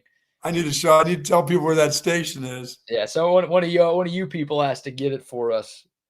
Hey, there's your price. We'll pay you $100 if you bring it to us undamaged. We don't want you like putting it in your car and then you close the door and Arch's head falls off. We don't want that. We ain't paying for that deal. I'm going to go and bet. I'm investigating this, BK. This is now it. Plus, it's on my way down to the. I told you down to the outlet mall. You're going to go to the outlet. You went to the outlet mall yesterday, and you're going to go back to the outlet mall again? No, the outlet mall in San Marcos. That's where I saw it. I stopped at a gas station there. Got it. All right. Well, there. Good luck. Keep us posted. Just outside of Wimberley. Just outside of. Oh man, that's a trek. All right, so it's worth it if I can get that. Oh. All right. Well, we got to get some. We got to get some sponsor shout outs. We're way behind on these. Then we'll get to the BBK news. Maybe back into this. Why today's not so bad as well. But before we go any further, how about some love to our sponsors? Hello to Jay and the gang over there at St. Patrick. Can't wait to see Jay. I think I'm going to go see him today. As a matter of fact, incredible selection of Longhorn apparel, of course. All kinds of Texas-themed items, gifts, cards, you name it, and a wide variety of men's and women's clothing. They've got the great polos for. They don't have any soccer polos, sorry, but they do have golf polos. They've got tons of that. Get ready for the British Open. If you're looking to get yourself a new golf shirt, you can get it at St. Patrick. Free shipping on online orders, $59 or more. Free curbside pickup. Plenty of parking spaces there. 5222 Burnett Road. Go over and say hello to Sue and the whole gang over there, and Jay and the gang.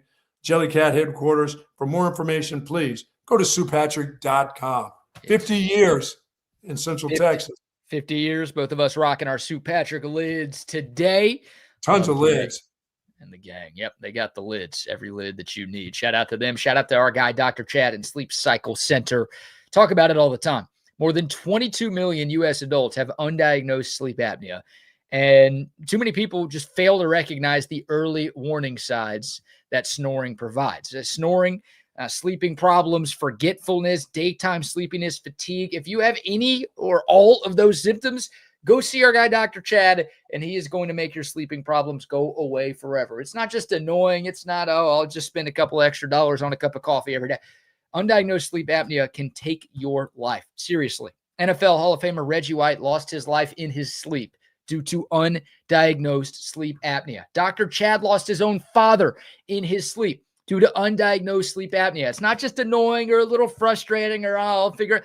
This is something that is super important. Don't mess around with your sleep. How about a free consultation? Really, no reason not to go see our guy, Dr. Chad. Also, if you mention this show, you're going to get $100 off an at-home sleep study. It's not just CPAP.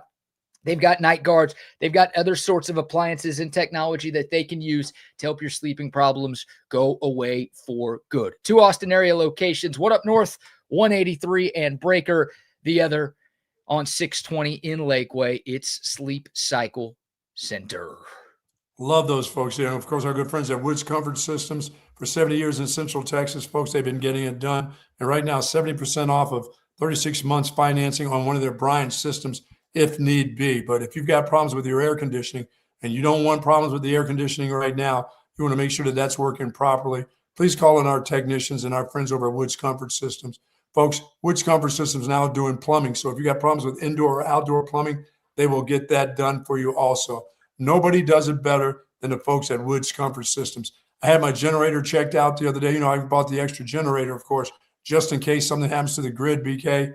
I got the bill for that with a new battery and the guy coming in and changing the oil, $500. I don't think that's going to cost you that at Woods Comfort Systems if they come out and check your system. This is just for the generator that I have extra, just in case that I never want to use it. My God, I love doing that for something that I never want to use. But at Woods Comfort Systems, believe me, you're going to use that air conditioning system, and in the winter you're going to use that heating system, and you want to work in properly. And those folks do a great job at it. Nobody does it better than Woods Comfort Systems. No, they don't. Love our great friends at Woods Comfort Systems, 512-842-5066. And a shout out to our friends at Gobundance. Gobundance is the mastermind for high-performing men who refuse to coast. Hey, wealth is just the starting point. Brotherhood is what builds the rest. Gobundance is a curated community of elite men committing to living healthy, fully, building intentionally, and growing together across wealth, across health, across relationships, across adventure, across legacy.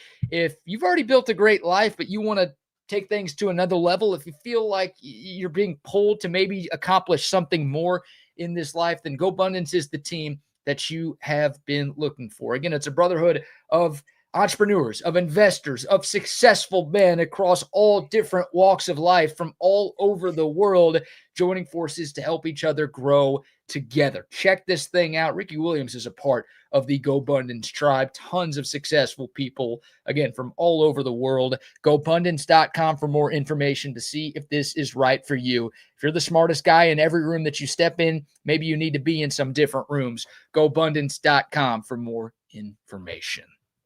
Big shout out to my buddy Scott. I met over the weekend, BK, at Costco. Met somebody at Costco that listens to Scott. He's been listening for years, he said, and I appreciate it. Guy called me an icon, and I had to say to him, why are you talking computer talk to me? I don't know anything about computers. What are you saying that? I'm a radio, I'm a media guy, a coach. Why are you calling me an icon? That icon is something. Isn't that a thing on the computer somewhere that I got to hit?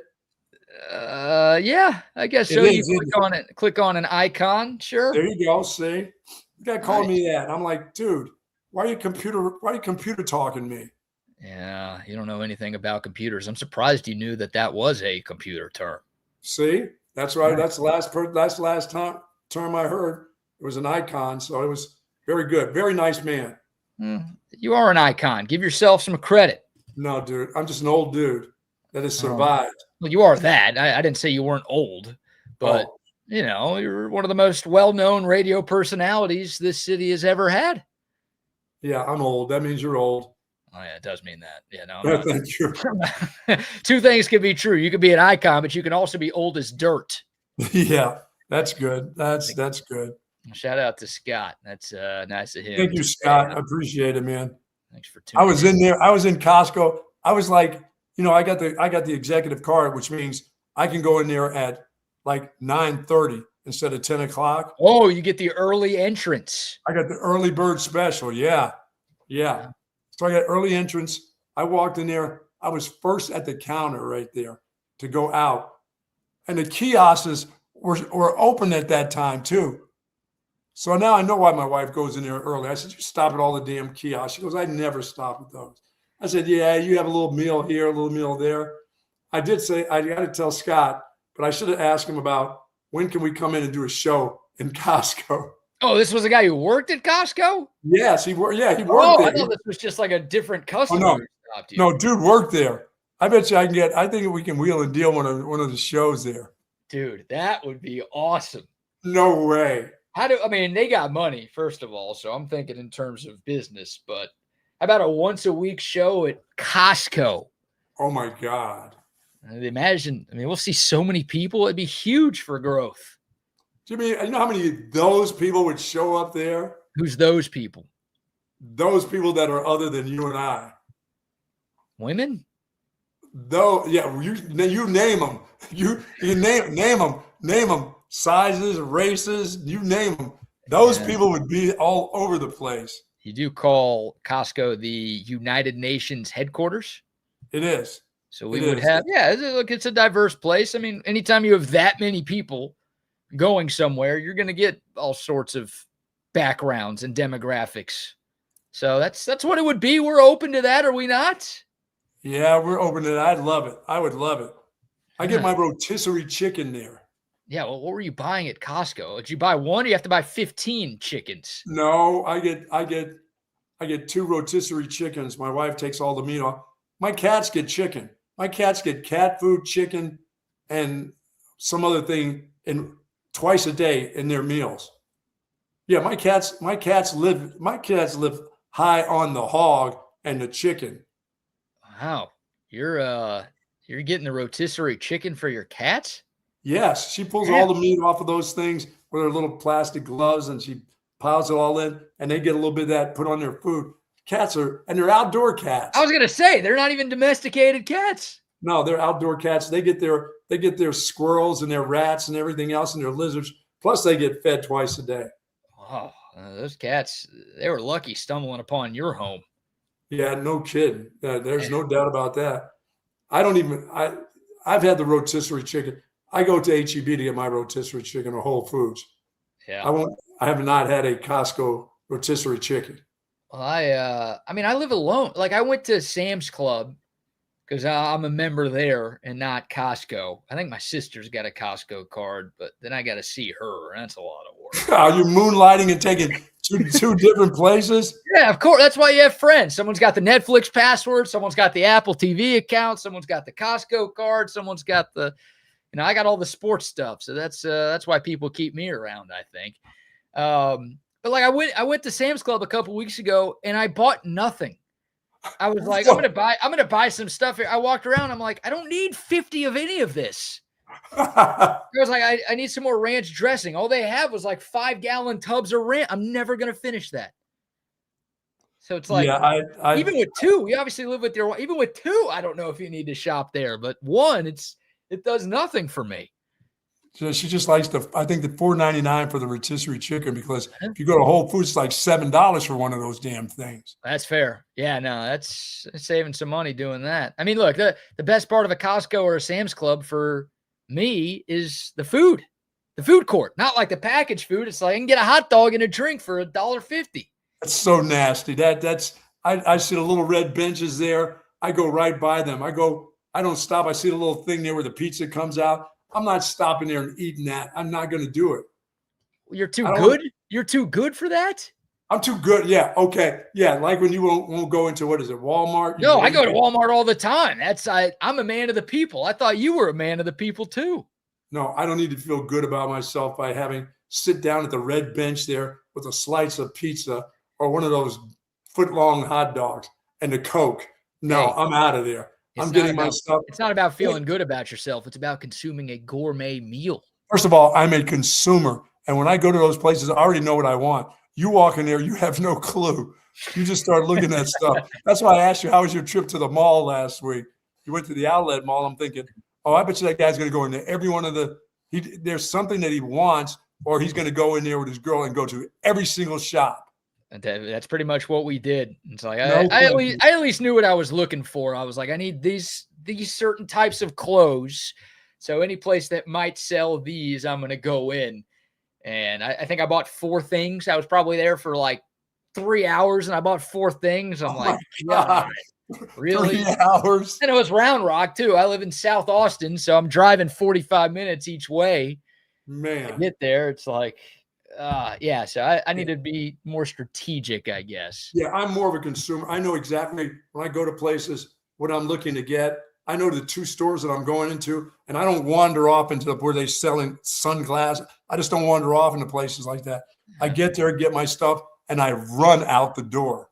Oh, man. Every time I'm in there, like you could buy everything in that store. You can do a shopping spree in that place. They have literally everything, and you could find a way to use it, but it's intimidating. It's over. Well, dude, I like a regular grocery store kind of freaks me out. A place like that, it's like, what? I don't even know where to begin. I don't know what to do. And now I'm a gardener, and now they got all kinds of plants and stuff in there. It's like, oh my God. I just they got gardening now? Yes, they got plants. I'm like, no, don't let me see this. I'd have to get up in those big old carriages and go through that place. I only need so many hair products. I don't even have any hair. Yeah, I don't need another sound bar. I don't need another like Bluetooth speaker. I don't need a camera. I don't need a printer yet. Oh my God. All that stuff is right there staring me down. Oh Man, my God. my mattress is pretty good, but they got a lot of mattresses here. Dude, they got how many TV? I got AV consultation. So the minute I walk in here, don't hit me with, you look like the guy who needs another. No, I don't need another TV. Leave me alone. Now, hold on. Do I need to spend $500 on an inflatable pool for my backyard that I don't have because I live in an apartment complex? It's summertime. They got it all now, man. Patios. I mean, it's crazy. And they get people all the time. And we pay for it. We pay for it to be a member, to get duped and to buy a bunch of crap that we don't really need. Oh, my God. Oh, don't let my wife. I hope my wife's not listening. She don't like me talking about her Costco. People love it, man. People love it. All right. Yeah. Before we go, home run derby tonight, Buck. Do you have a gold star lock for the people, or just any thoughts on the derby? I think Juan Soto is hitting in that tonight. Is he not? He's not. I thought Juan Soto was jumped into this deal. He skipped. No, I know. Schwarber's in it. Yeah, Kyle Schwarber's the favorite. He's a Philly, so it's his home stadium, and also he leads the majors in homers this year. So he's plus 340 to win it. You got a Yankee, Ben Rice is in this thing. Yeah, he swings too. He'll hit a bunch of line drive outs. You got 8 players overall in this thing. You care about the derby? You're gonna walk. There's like, this may be the worst sports day of the year. Typically, it's the Wednesday of this week because the derby's tonight, the All-Star game's tomorrow, and then Wednesday is the day where there's like literally nothing going on. But because you've got the World Cup semis tomorrow and Wednesday, right, that makes it a more palatable sports day. I think you could argue, because there's no World Cup and there's no baseball games, it's only the derby. This could be the worst sports day that we have of 2026. Well, I think I haven't watched those things in years. I don't get into the, Uncle Joe pitching for, his grandson or, his godson or whatever. I don't get into all that. So this will be weird. I'll watch. All right. No pick for the people. No, I can boo Schwarber, though, good, because he's a Philly. So you got Bryce Harper in there tonight, 2 Phillies. Oh, yeah. I boo both of them. It's on Netflix tonight, too. You have Netflix? I do. All right. You have to get to there to watch it, because we don't get to watch our sports anymore. We got to jump through 50 hoops to watch any sporting event these days. Oh, and I'm still FUBU and NBC. Please tell me, folks, NBC is not covering the U.S. Open. I mean, the British Open this weekend. I can tell you that, but I'd be lying. Oh, God. You got to call it. This is the week. You got to call YouTube TV and get back on there. Can't miss the major. I mean, how do you go through this being so upset at a national broadcasting deal for over a year now? You can't do that. That doesn't work. That can't be working for their company. I don't know. They're still around. You're still paying for it. I don't get to see Sunday Night Football because of this. That you better get it done by football season. Yeah, there's no doubt. And you should get it done this week by British Open season. I'll leave that up to you. All right. I got a couple good deals done that I'm happy about with my internet provider. They've done a couple good. I don't very seldom say enough nice things about them. It's like Delta Airlines. All right, well, watch your rectum. Everybody knows who you're talking about. Yeah. Be looking behind you from time to time. All right, that'll do it. It's July 13th. It's National French Fry Day. Go to Hat Creek, get you some French fries today. Or go to Cover 3, get you some of their Parmesan fries. Those are freaking fantastic. We don't have enough time for – there's so much in the BBK news for the rest of the week that we'll get into. We'll get it.